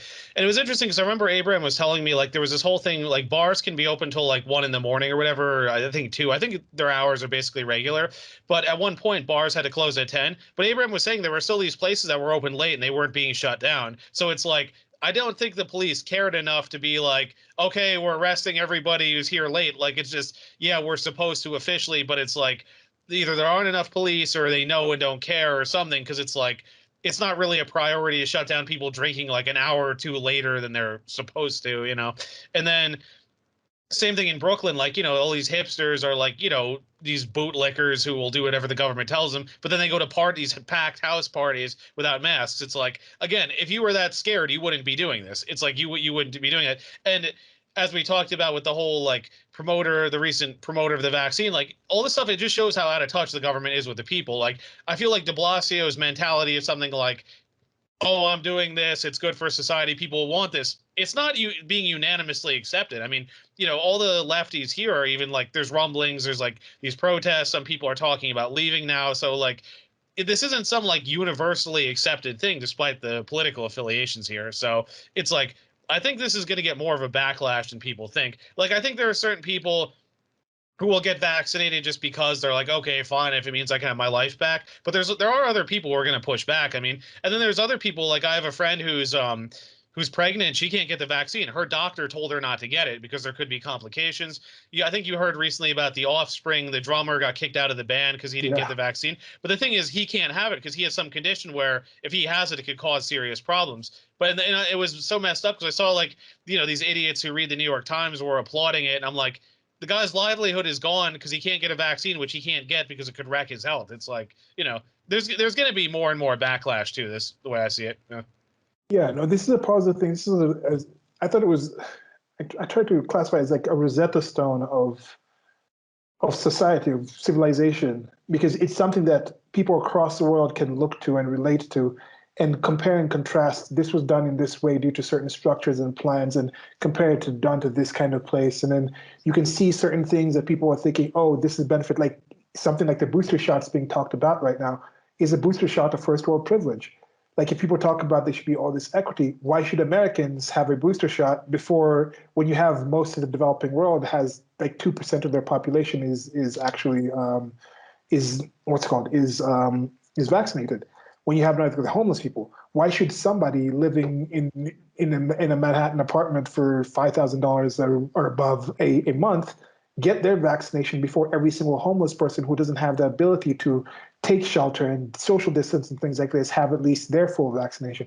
There are these dynamics that are going to test certain things that people would say would be working in a certain way. Now, if they talk about, oh, we need these international organizations, oh, we've had these international, look at the WHO. What do you do this? So people understand, like, yes, we understand the benefit of having this, but are these the systems? Are these the principles? Are there principles even in existence here? Are these the structures that we need? Because these structures are not pointless. They're not useless. But to have a simulacrum of that structure, a structure that's there that makes you think that thing is actually taken care of, is worse than not having it at all. Because if there's nothing there, you either factor in for that not being there. If you realize that there's no back door, you'll realize like, oh, somebody can sneak it. Like, yeah, let me say, if you're in the woods and you realize that, okay, you're in there by yourself, whenever there's a sound coming from any area, you'll look around. But once you start realizing, okay, I know there's somebody to my right, I know there's somebody to my left. If there's a sound from behind you, that's the one you'll pay attention, because on right and left, you have confidence that those people are taken care of. The state in the United States of America is so ubiquitous that so many people who had the most trust in it, and the highest fear in something like a pandemic, who've trusted these structures, they've been let down the most. I'm not let down by that stuff. You're not let down because we didn't trust these people to begin with. No. But we realize they're kind of failures. Like the system itself is inherently not able. It just doesn't have the cost-benefit analysis to select a effective system. That's why we've been advocating for these other things. That's why we've been advocating for liberty. But the people who have been reliant on them, who really had belief that that guy's got my back, that guy's got my back, that guy's on the right, I got drones over me checking me out. But now they realize the people in the drones don't know how to fly them. The people on the right and left are really just looking at their phone, or they're actually blind, not paying attention. The people who say they had the back actually decided to sit down and is actually talking to somebody else in there. And then you thought you were safe. And then the threat happened and you realized that nothing was there. And thankfully, this pandemic could have been a lot worse. This virus out there is going to be with us for the foreseeable future. It's going to be it's going to go along with some things like the flu, things like the cold to a lesser degree, seasonal type of things that come around and harm people. It seems to something, unless it mutates in a really odd way and just goes out of the way, that's unlikely to happen. I don't think we'll get to the point where we eradicate it like a polio type of thing for at least a couple of decades. But once that, if that happens, but it could have been a lot worse. But now that people have had that scare, and luckily they've now realized, many of these people have realized that these people we thought had a system, they're not going to reduce their want of people to secure them, of having a community, having a civilization, having those social constructs. But now they're going to go to the point where they're going to now finally demand that you actually make sure that person's got your back. Make sure that drone flying above is actually checking things out. Because when that actual threat, those threats that are still out there, happen, you want to now be sure that you're not going to trust these weak kind of people that you thought were out there. And that's a positive thing. At least that's one thing that I might just be completely just lying to myself, but I see no reason to believe that is not true. And you can let me know. And this is things you're talking about New York. The thing that I always think of this is, we're talking about the FDA, and like, it's sort of like the who will build the roads thing. Like Milton Friedman addressed this decades ago, I think like maybe towards the end of his life, but like people act like if you take away the FDA, it's not like companies are going to stop labeling what's on their products. It's like if you're just selling like unlabeled bottles of pills, nobody's going to go there and buy them. Like, do you really think these standards are just going to disappear? Like, yes, there is a chance that people could be exposed to things that aren't as good, but there's ways to do it through, like, people have talked about ideas with the insurance companies. There's certain like legal liabilities, like if you produce a drug and someone gets sick, they could be sued. There could be multiple ratings agencies. Like, there are solutions to deal with this. Like, best pills, worst pills already exist. I mean, imagine if you had multiple organizations like that all reviewing things and they all gave it, like, they passed with flying colors. You would know it's a good thing, instead of you have to have millions, tens of millions of dollars to get a drug approved. You have to wait months, and then it's like that it can only be produced. We're relying on a handful of massive companies that have power over us. It's like, but people just take it for granted. Oh, we have the FDA. Without it, we'll have bad food and drugs. And it's like, there are other alternatives here. And again, if you're so progressive, you should be questioning this stuff and thinking of like, what are other ways you could do this? I mean, this is why we have innovation, entrepreneurship. People identify problems and solve them. It's like, if people didn't do that, we would never have actual progress. Oh. Yeah. I think that's the primary thing. That's the primary difference, I think, between developed world problems and developing world problems. In developed world problems, there's structures, there's things, resources are being used, are actually, there's ideas out there, and it's mismanagement of those structures, constructs, ideas, laws, and things like that. It's mismanagement that leads to most of the problems there. In developing countries, it's these structures, these resources haven't even been managed. They're non-existent. So that's a different kind of set of problems. Like, you have that situation where, going back to that thing in the woods, you're going to be like, there's no drone, there's no people, I'm out here by myself. So that brings a whole set of just basic problems that life forms have. Whereas in the developing countries, in developed countries, I mean, first world countries, you want to go to that dynamic first world, third world type of things, those countries, they have people who believe those things exist. So their problems normally come from those systems breaking down and not being used to their optimum level. And that's why you see they have a more negative reaction to being brought to just basic levels of what most life forms have had to. Most life forms today, even humans, still have to live in a certain just basic sort of life and awareness to look out for themselves. It's not that other humans in developing countries don't care about civilization, don't care about society, don't care about cultures, don't care about dealing with. The structures aren't there. It's impractical. You don't have the roads. You don't have the information systems. You don't have the banking systems. You don't have these social safety nets. The safety net isn't there. No. But in the countries where you've become used to those structures, used to the roads, used to the safety nets, people have trusted so much in those things, and going back to that conservative, regressive thing, that they've gone back into the past and put a mentality and attributed the existence of those things to certain things they want to conserve or regress back to, that if they feel those things are gone, they're going back to that state of nature type of life. And that's why it's so, they're like, wait, you expect people to decide by themselves what they put in their body? Like, what? No, like, how dare you? Oh, you expect me to be responsible for things I did with my body? Like, if I have a kid, like, I'm supposed to take care of it? Like, you no, how dare you? Like, I should be able to just let go. So those are practical things that most humans have had to deal with that is different. So I think that whole mismanagement versus lack of even development is a big schism. I think it's a big difference between what most of humanity has been like to what a fraction of humanity has been like. And I prefer the situation of something mismanaged. At least you've used it. And I think it's a lot easier to. This is a question I have for you. Do you think it's easier to fix something that's been mismanaged or build something for the first time and convince those people that this is something that we need? Because that's one question that I've had living between developing countries and developed countries, going to the old world in Europe and coming to the United States. And those kind of things I've seen where I see certain things happen in Africa that I'm like, in African countries and developing countries where I'm like, okay, they've actually skipped some of the mistakes that were done in the developed world.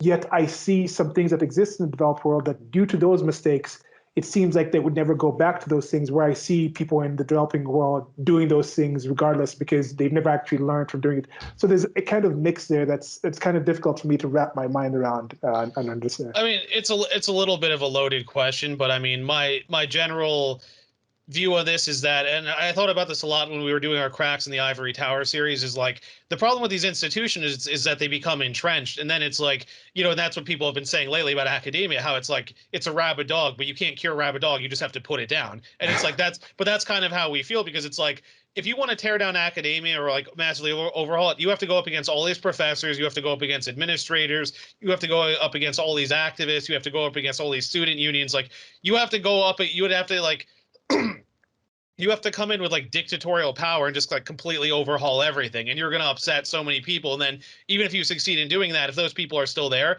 they're going to like make your life hell after that, because you basically ruined their lives.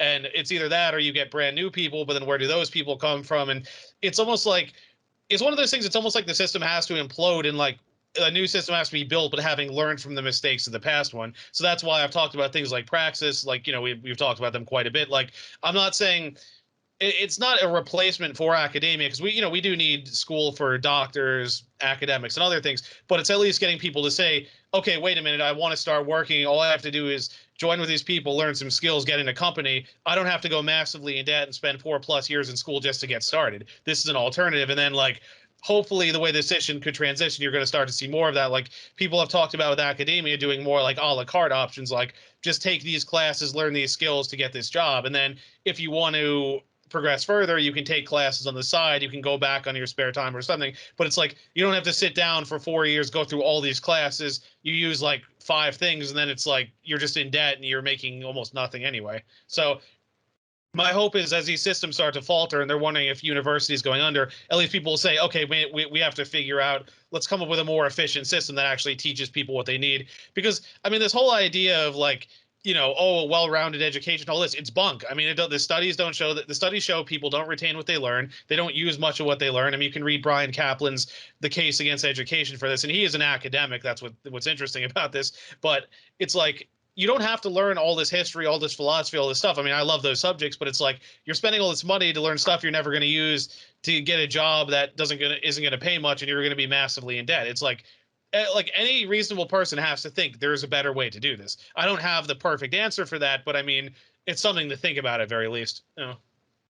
Yeah. And it also goes with the thing where it's like, is there really a thing like a developed country, or is it more like certain areas where these realities exist more like cities, and so because of the nature of them, it attracts the people who want to live in that kind of environment, come to that place, whereas the outskirts in general, and most places are not really that way or the other. As you mentioned, it was like a small minor amount of people. And we're talking about the destruction of certain systems. I sent you that clip with that guy, Alex, something in the Voice of Reason, it's a British comedian guy who does these short videos where he's talking about things.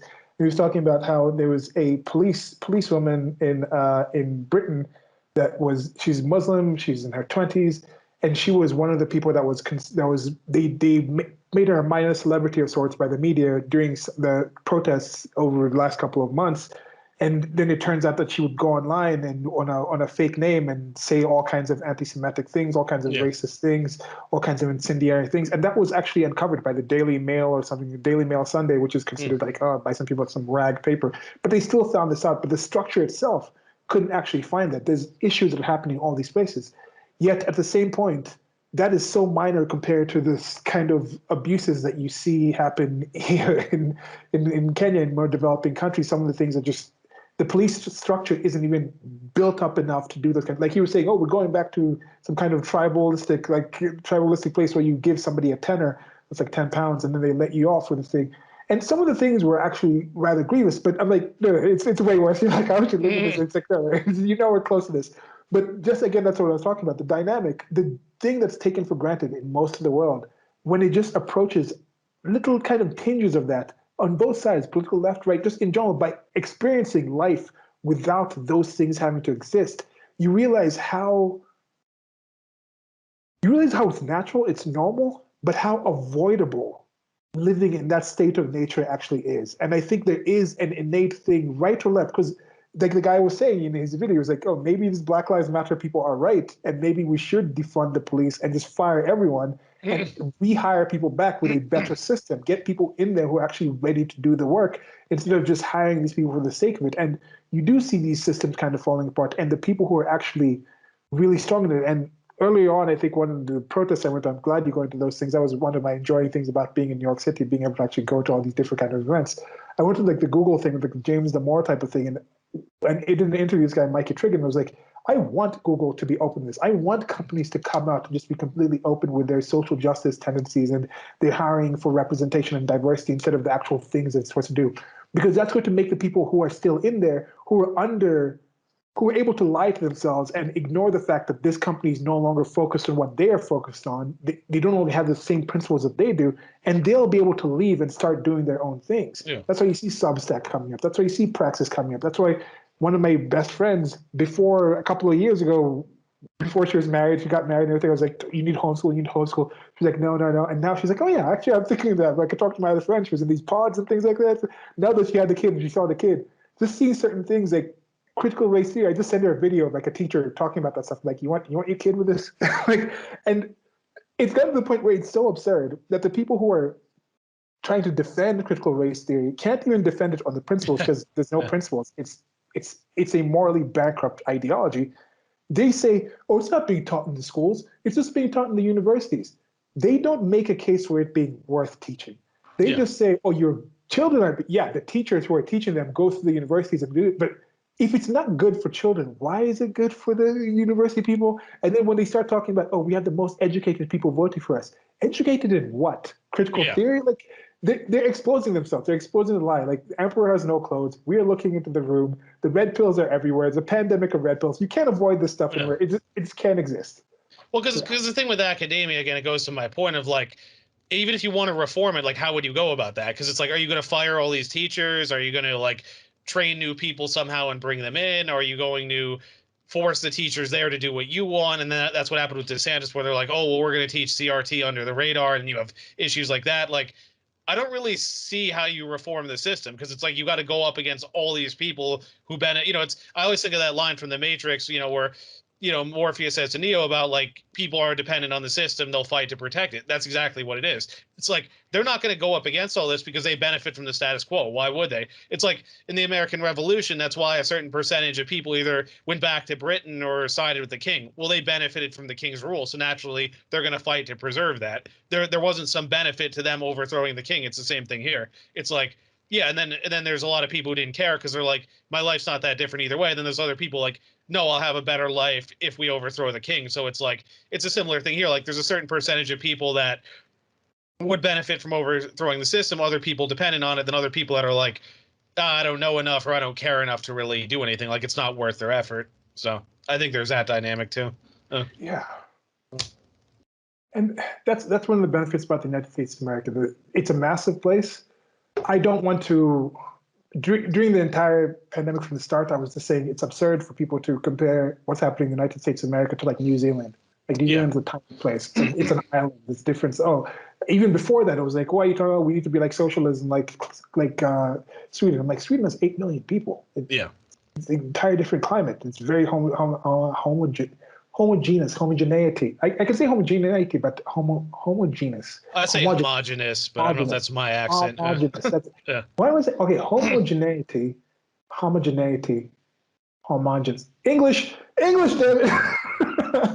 Okay, so I don't want to fall back in that kind of trap again, where I say, okay, what happens in New York is what happens in America, because that's not the truth. Because you see what's happened with the pandemic. If you take out, with most issues in the United States of America, from this problem that we have as humans to generalize things, we look at 10 cities, areas, states, kind of general things, and we take those in and we say that's the entire United States of America. When most of the people think about France, they normally think about Paris and a few other places, and they think that's entire. That's also inaccurate and things like that. But with the United States of America, it's worse considering how massive that place is. Yeah. You take out most negative things that happen in the United States of America.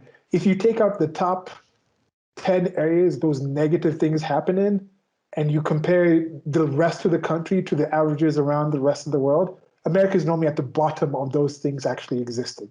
Yeah. That is something that is very misunderstood, I think, about most of the people who deal with America. And this is a problem that I've been making, that I'm making a concerted effort to remember whenever I start looking at these things.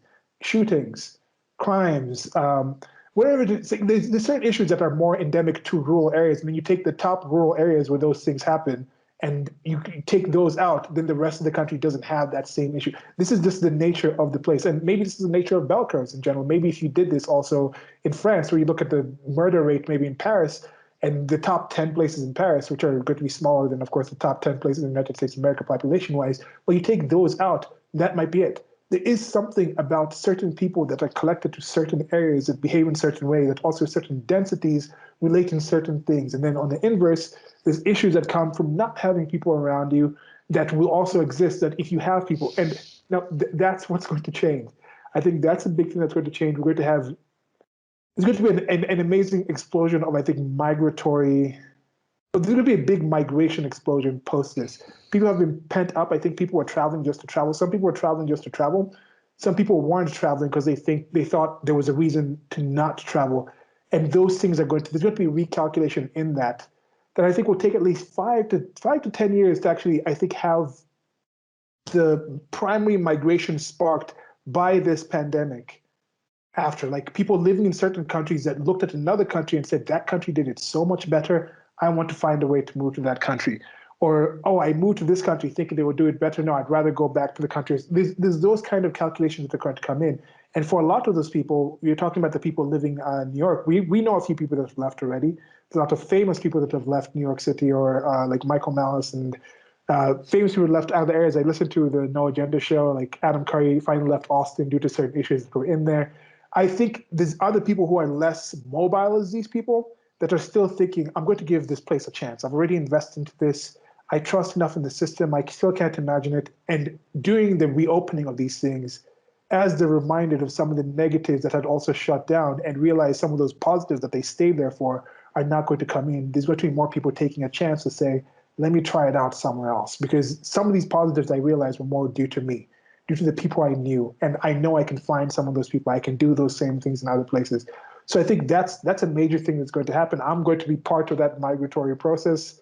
I'm still not sure exactly how that's going to look. What's your, asking you, like, what's your kind of standpoint now with your different kind of financial structure, your different kind of ideas? What are the things, do you have any things in mind to think, like, this will get me to stay in New York? Do you have certain things that you think, if this doesn't happen, or if this does happen, this will probably be one of the main kind of reasons that makes me actually finally consider actually leaving? What's that, your kind of calculus on that? Yeah, I'm glad you asked. It's funny because when the vaccine mandate was asked, my mom asked me, she's like, so you're going to move to a red state now or something? And I was like, look, I haven't decided, because I do like living here. I mean, I complain about the politics and stuff, but I mean, I love all the restaurants. I like, the shows and things. A few of my friends are still here, even though they've moved on. Obviously financially I'm in a better place. So, I mean, I have the freedom to move if I want.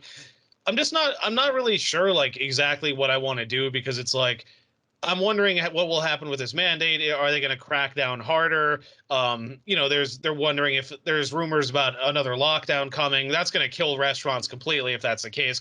And the thing is, a lot of people here, like I say, even the left-leaning people, like, they're worried about that. I mean, if they announce, okay, we're going to lock down again, like, there will probably be riots, because, like, I think, like, a lot of the restaurant people here, even the left people, are like, this is ridiculous. We shut down. We're just getting on our feet now. Like, you're cutting off the business at its knees, essentially. It's like, and some of these places have only started to reopen recently and are just getting back on their feet. And others, like Minetta Tavern, which I talked about in another video, they survived because of their reputation. They started to go service, and they have outdoor dining. So, like, those things were able to boost them enough to keep them going. But it's like, not everyone has those things. And then places like that sort of skated by. But then it's like, if you lock them down again, I mean, will they survive? I mean, it's unlikely. Plus all these other places, and I see some people are buying up places. It looks like places are starting to open, new places. Those are going to be shut down. Like, you're just going to kill the city. I mean, it's like, I don't. I think. I think it was De Blasio who actually said like he would not want to lock down again. The thing is, it's Cuomo's call though. But with all this stuff going on with Cuomo, I mean, who knows what's going to happen there? So, Yeah. So it's tough. The things are kind of like there's still question marks out there, and it yeah, might be hard. You might be one some of those people who are kind of a hard because there's this so-called new normal. That whole new normal that they're talking yeah, about. That's still it's a known unknown. yeah, There's we know there's going to be a point. Yes, I understand the state never turns back its laws, but there's going to be a point. There's no way it's going to be an eternal pandemic. It's not going to be like the no, war on poverty that just keeps going and going. The war on drugs keeps going, and even the war on drugs kind of thing kind of has petered off with now the legalization of marijuana in so many places and things like that. But those kind of things, it's just nothing is infinite besides change. So we understand there will be a point where there'll be a change that they'll no longer have the the the effect of saying it's due to the pandemic. So it's more like what will happen then. Maybe those answers will start actually coming to your mind. Maybe they're more subconscious, where you can say like, okay, once that's happened, there might be things that happen after that you like. For example, what you said. Let's say these actually go through, and there's no riots. That would probably add to a different thing. Like, wait, maybe this place isn't really worth it. But I can imagine if they did have a lockdown and you're already out, and then you realize, oh, actually people are against this, and people rise up, then I think that would be more points in New York's side to make yeah, you think like, okay, maybe it's actually worth staying here because there's still enough general people. I may not agree with these people, but in general, there's enough people who understand that this is not the place, and that's the beauty of it. Like I want more choices. So I just don't like having that ability to have a state mandate these things. But if a yeah, private individual, if somebody just wants to open a restaurant and say, all other restaurants are not asking, but the key part of the selling point of my restaurant is it's exactly like every other restaurant, the food that you're going to get, but I'm going to ask every person you walk in, every person who works at my restaurant will take a selfie of their COVID test every day they come in. If you're going to come in here, you're going to have to order ahead of time by sending me your COVID test directly from this approved doctor that I'm working with that's giving more discounts. You come to them. You have that entire system set up and it's completely private.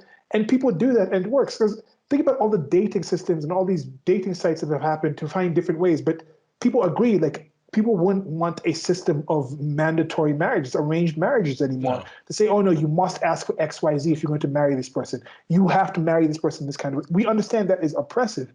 We understand there's a freedom in all these kind of dating and meeting kind of ways. Would people who are supportive of saying there should be a mandate for people to tell their vaccine status entering a restaurant just to eat or entering a bar, would they also say that same bar that has to mandate people tell their vaccine status to come in, that bar also has to mandate to tell you your sexually transmitted disease status. You have to have a negative herpes test, a negative gonorrhea test, a negative like AIDS test before you enter this bar or before you sign up on this dating site. Because chances are, if you're on that site, you're going to actually meet with someone and have relations with that person, and you can infect them with something that, in some cases, is definitely there's no treatments for it that we have with some treatments and some vaccines and things like that for the COVID. Some of them are deadly. If you give somebody HIV, that could lead to AIDS. Like that's something. Would people support that kind of structure on a system like that, where you're entering a sort of relationship where you're inherently trying to interact with other people, that you can infect those other people, versus they're supporting people just entering a place in public where you're sitting there with somebody else that you would have been sitting with maybe at home or some other location, dealing with somebody else that might be dealt with, but you're not actually interacting with them directly. So why are some people okay with one but the other? But maybe I think that maybe you need to get more of these. You need some more evidence of where those lines are drawn for enough of the general population for you to actually think you have to change, right? Well, because I thought about this too, because people have defended certain COVID mandates with like, well, it's a spreadable disease and all this, but you could easily apply that to what you're saying. It's like, yes, these are spreadable diseases. You like certain, like I know with like herpes and other things. I mean, AIDS you can't see, obviously. You could sleep with someone who you think is like clean cut and good, then you find out they're sick, but it's like you wouldn't know that, and it's like people could say like, well, you chose to sleep with that person, but it's also like you chose to go to a place where there potentially could be people that are carrying COVID. Like there are people that could look perfectly healthy and have COVID and you don't know. But these are all risks that we have to take. And it's like, as you're getting at, I mean, it's like, what is the standard for policing this stuff and who's in charge of it? I don't want the government to be. I mean, because then, it's like, then that can be, opening the door. Like someone even said, like, only vaccinated people should vote. And it was funny because I guess Malice had a thread saying something like, he's like, but you're inadvertently making a case that we've been arguing about not everyone should vote. It's like you're making the same case just in a different direction now. Yeah, just that could be a positive. I'm glad like people like when people bring those things up, I'm like, I'm not against doing that. I'm against the state mandate from it, but private parties deciding what's done with their property and the private parties deciding if they want to deal with other people's property, I'm not against that being made for any reason whatsoever you want to have, any reason as massive or as minute as you want to have. If somebody's like, I just don't like people whose names start with S, so I'm not going to deal with anyone named Silas, I'm okay with that. But if there's some kind of state where it's saying this is the one that has a monopoly on giving that service in a certain area, or is somehow regulating a market where it's enforcing only a few people who have that, where those monopolies have that situation. This is also something we talked about. Like, again, with the projection where I was thinking, okay, monopolies can only exist under the state because the state has certain functions that create those monopolies to exist within it. But nature itself is a free market. So the states also exist in nature. So since monopolies can't really exist in nature, the monopoly itself, the state monopoly itself, doesn't have something above it maintaining it. So due to its largesse, it's going to grow to a certain size, but eventually it's going to drop because it's unnatural. It goes against the general nature of evolution and then the nature of reality. So that will crumble. Just how states, that's how smaller monopolies without the unnatural environment that the state creates can't exist. But since the state itself is an unnatural thing, it also can't exist in nature. So that will eventually crumble. And I think this actually might be the way it crumbles in many places in the world, because the people who trusted it the most have been now let down the most by that system. And I some people won't admit to this, but if somebody was able to be honest, and it's very hard to lie to yourself, I think the people who are let down the most, very few people can truly sit there and think of the structures that they thought were responsible for running the society that they lived in, truly handled this in a positive, effective way. And people are intelligent enough to know that things could be a lot worse. Like the issue at hand could be a lot worse and will likely be in the future. And I don't think people might say the words, but I don't think they can truly think that. And again, my heart goes out to those people because it's a dark time. I remember when I started realizing there's really how this minuscule, how hair's breadth society was hanging on. How I used to think like, yeah, humans have done so much, like we have these structures, and like, no, we're actually like this. This is just like to me, one of the things, like the only thing scarier than any conspiracy theory is that there is no conspiracy theory. That this is just the way we've just happened to do it through certain choices and decisions. Something happened. Hitler ended up to make a mistake and decided to take on Russia instead of just taking over Europe first. The Japanese were like, yeah, let's get those Americans in. If there was one person different, if one official hadn't been born and hadn't married this person, gone to this place and done this other thing, they wouldn't have had the main person who made that decision to bomb Pearl Harbor might have been someone else and been like, let's not do that. And then America could have stayed out. If America stayed out of the war, I think the Germans would have won. How different would the world have been in that kind of reality? We'd probably have more of a global thing where it's outright fascist for part of the world and outright communist, like full on like Chinese, like what we're seeing in China right now.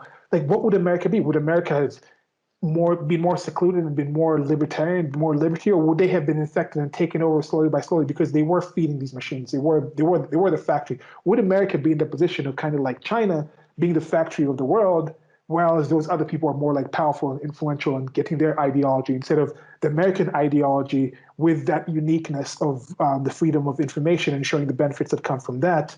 Like it's it's odd, and I don't think I'd have been able to really entertain these thoughts if not for this unprecedented thing or the pandemic, to just really put a pause on things and really make me start focusing on certain things and the possibilities of certain things happening. And in that sense, I think it's, to me, like as I mentioned, these last 18 months, I've had issues. I've been lucky enough to not lose anyone directly in my life to this disease. Um, I know people that have been affected in various ways on it. So for me, it's been more of I've tried to take advantage of this general crisis to the world, and I think it's been positive. And I think many other people can do that despite the negative things that have happened, I think. Yeah. Yeah. Yeah, I don't have much to add to that. I mean, it's like I say, I hope there's backlash. I think there will be, I've made the comment recently how I think there are people who would lock down until the end of time if the government told them to. But I think in reality, that's probably a handful of people because it's like I say, I mean, even these left-leaning people are running to restaurants are getting fed up. So even they're like, when it's obvious that the government doesn't know what's going on and they're less and less competent, their trust is only declined. It's like there are people like Sam Harris who will say we have to trust them no matter what. But I think that's becoming fewer and fewer people. Yeah, those people were generally mentally locked on certain topics anyway. Yeah. I tell people that you don't have to worry about those people. There's always going to be those people. If there's a sports team, there's going to be people who are just like, I'm a Steelers fan regardless of what they do. Yeah. When you're trying to talk about the different intricacies of what makes a team good, how to be a better football team, you don't talk to those 10% diehard fans No. because you know there's nothing that's going to change their mind on the Steelers being the best team, the best ran team, the best way, the best place. That if something goes wrong, it's due to everything else, nothing to do with the Steelers. Those are not people you debate sports with. Like, No. you don't. So it's the same thing on all these other fields. Don't worry about the people who are just complete diehards in anything. Don't worry about the zealots. Don't even really worry about the priestly class. Listen to what the priestly class is doing. Listen to what those people in power are doing. But they're doing it. They're benefiting so much from doing that it's going to take so much for you to actually change them. Worry about the rest of the people, the unengaged people, the people that could be engaged, the people who are maybe in opposition to that kind of thing. Those are the people to start worrying about. And in that sense, there's I'm just thinking there's hundreds of millions of people who are not open to the case of liberty, who there wasn't enough ammo and evidence to make certain cases for why we need more individualism, why we don't need to trust these structures. Why it's not that we don't need these structures, is due to the fact that we need these structures and can benefit from the structures means we need to hold these structures to that higher level. Yeah. It's how many people, as you mentioned, were dating certain people and maybe those people were beating them, maybe those people were harmful to them, but due to they had the rest of their life going on, they could be like, okay, most of their life is in work, most of their life is around friends who are not as negative, and then they come home at night, and then sometimes their husband isn't there, sometimes their spouse isn't there, but now so the chances of them interacting with that person, that spouse that might have been negative, that wife or that husband that might have been harmful to them, was more divided in these other chances of all these other positive things happening. When now the pandemic happens and now they're spending 10 hours a day instead of the whole like 1.5 hours a day with all these other complications. And then they've had the time to think and realize like, no, this person's actually really not good for me. It's not worth it for these things. How many of those kind of people have actually woken up and said, finally, I'm going to change something in my life? How many people were obese and dealing with the issues and they're like, wait, we were told health at every size, but I don't care. Like the numbers have come out and every time I see somebody in my age group dying, they were obese. Yeah. Oh, these older people, like they just, the people with comorbidities and things like that, they actually died. I used to think like, oh, that's good for me. I'm going to pass this on in the future. That's going to be a thing. How many of those people finally realize like, no, I need to handle those things now. I think there's more people who are coming out of this thinking they can improve their lives than people who haven't. Just think about like with you personally, like you enjoyed your work, you enjoyed what you're doing. I definitely enjoy these conversations.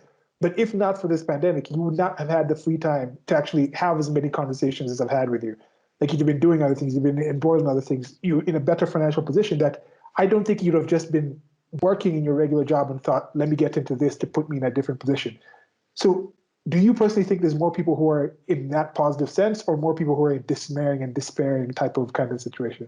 See, I'm kind of torn on this because I feel like there are people who use the time productively. Like there are people like us, like I remember like people spending time with their families, people like, going upstate, spending time in nature, things like that. But then there's other people who just like kind of like you and my grandfather, whose life didn't really change. They just kind of stayed inside.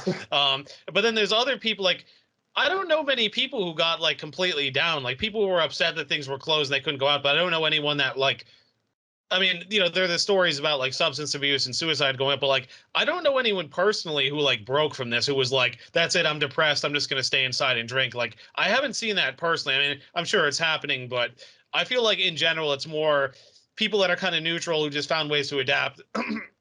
Found ways to adapt. Like they're like, okay, I can work from home. I'll spend more time with my family and just work from home now. Or okay, like me, okay, I'll try and get into other things and use the time productively rather than just watching Netflix all day every day or something. So it's like I feel overall like a lot of people have adapted well. I know for some people the issue was like if they were earning certain money. Like I know some bartenders who they couldn't work because of the pandemic, and then they could get unemployment. But unemployment's even with the increased unemployment, it's still less than they earn typically. So they were in a rough place financially. Like I knew someone who she was collecting unemployment and she had two roommates, and I guess like one moved out, they had a falling out, and the other moved out, so she had to shoulder rent for three people. And then on top of it, it's like because she was collecting unemployment, she was making less money than she would bartending, which is pays pretty well, so she fell way behind financially. So there are people who are in that kind of situation. Then like this person I'm talking about, like she's working like three jobs now because she's trying to like make up the money, pay off credit cards, catch up on bills, save money. It's like so there were people who were screwed like that. Now but also in her case, that's one of the challenges if you live with three people. Now, in my case, I live in this closet of a room, but it's just me and my rent is cheap. So it's like, unless I get like completely, like if I get injured or killed financially somehow, I'm okay because I can keep paying rent. But it's also like, that's the price I pay. I mean, I get what I pay for. I don't pay much in rent. It's just me, but it's also like, it's easier to maintain. Whereas if I had like a really nice apartment and I fell behind, I'd be screwed. Like I'd have to move somewhere else. Yeah. Yeah. Yeah, I think that's I'm gonna be a good position, good point to stop off, and maybe we can Sure. do a. I'll try to post this week. Recording this on Monday. I'll try to post this on Wednesday and Thursday. And for all the y'all listening, guys, gals, and everything else in between, thank you very much for listening to this. Let us know in the comment section of other things that you thought of were interesting through this. I think next week I'm going to actually take some time to try to think of certain things that I'm going to be looking forward to, certain markers, because as I mentioned, I'm thinking there's things coming down the line that will be certain things that are going to let other people start making sense of these, certain landmarks to look for, certain highlights, or certain things that I'm looking for. Like you mentioned, that kind of thing where we lightly mentioned the CDC extending a moratorium on the paying of rent. Mm-hmm. And with something like that, that happens where it's a moratorium on paying of rent. Mm-hmm. But whenever that comes due, it's not that, oh, you're just going to start paying rent from that time, like all the rent between them is forgiven. It's like, no, you're supposed to actually eventually pay back all the stuff that's actually in the middle. And then there's certain people who decided to take the money from the government, and there's ties with that government that says if the government money comes to you, then you have to forgive certain payments or you have to get into certain systems. You're letting them into your own thing. And there's also like MAPA type of just people who just make their income from renting. It's like 50% of it, then some of them are the big ones.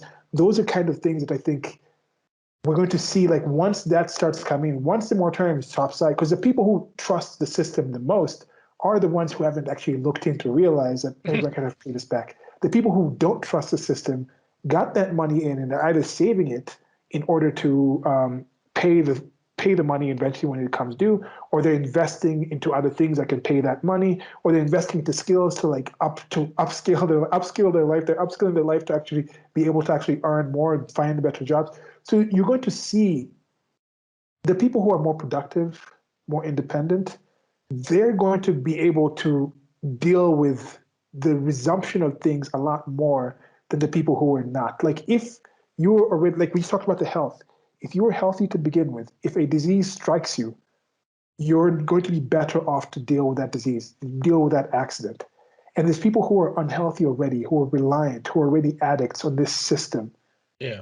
That they've become deeper into that system over this pandemic. The people who are like, oh, you just need to wear your mask. We're tired of this. We need to go back to normal. It's like, no, the other people were tired of it after the first 2 weeks, after the first 15 days to flatten the curve.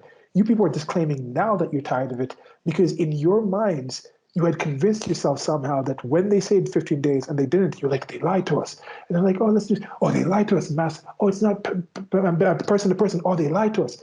Those are the people who are on their wits' end. Oh, we're going to have our student loans. Like, think about how many students that you're mentioning were thinking, not only are we getting this money, we don't have to work these low-level jobs that we have.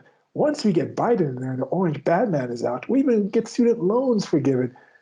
Student loans are going to come back. You still have to pay that money. Still accrue. Like it's it's going to be like we thought it was already bad, but the pills that are coming for the people who are actually more blue pilled, who are actually on the system, I think we should the follow up. At least I'm going to try to start thinking of some things that will really be things that I'm looking forward to. And let us know in the comment section if there's other things that you guys, gals, and everything else in between are also thinking of. These are things that you think will be significant.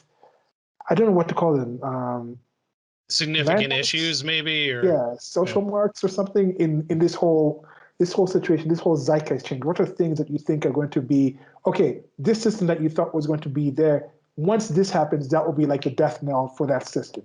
Like, what do you think will be the thing where people are going to finally have the break, finally be like, okay, right now I think there's already 10 million families who are not taking their kids back to school. So I think under non-schooling, homeschooling, unschooling, other forms of schooling type of people, I think that's already doubled just from the start of the pandemic. What is the thing that you think will eventually be, for example, people just say, like, we're done with this school thing. Like, the whole ideation of everyone has to go to school to be successful. Like, what's a thing that you think would finally be like, that's an example of some kind of thing that I'm thinking of looking for? I don't know. Sure. Yeah. So anything else? I didn't really have anything else, no. Okay.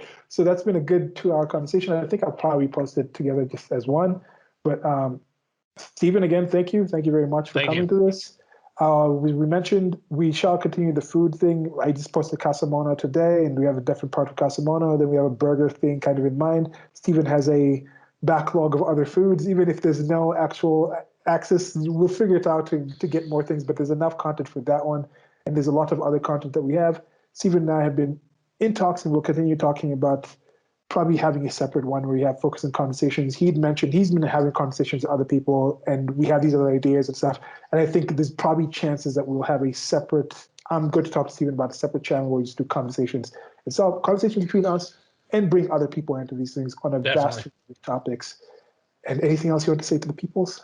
That's all I have. Again, feel free to comment if you have any questions or suggestions about ideas. I'd be curious if anyone had any other takes on this that I haven't observed yet. But, I keep looking around, talking to people. But if anyone has any information that I'm unaware of, feel free to share it. Yeah. Okay. So that's it. Goodbye. Thank you. Have a good day.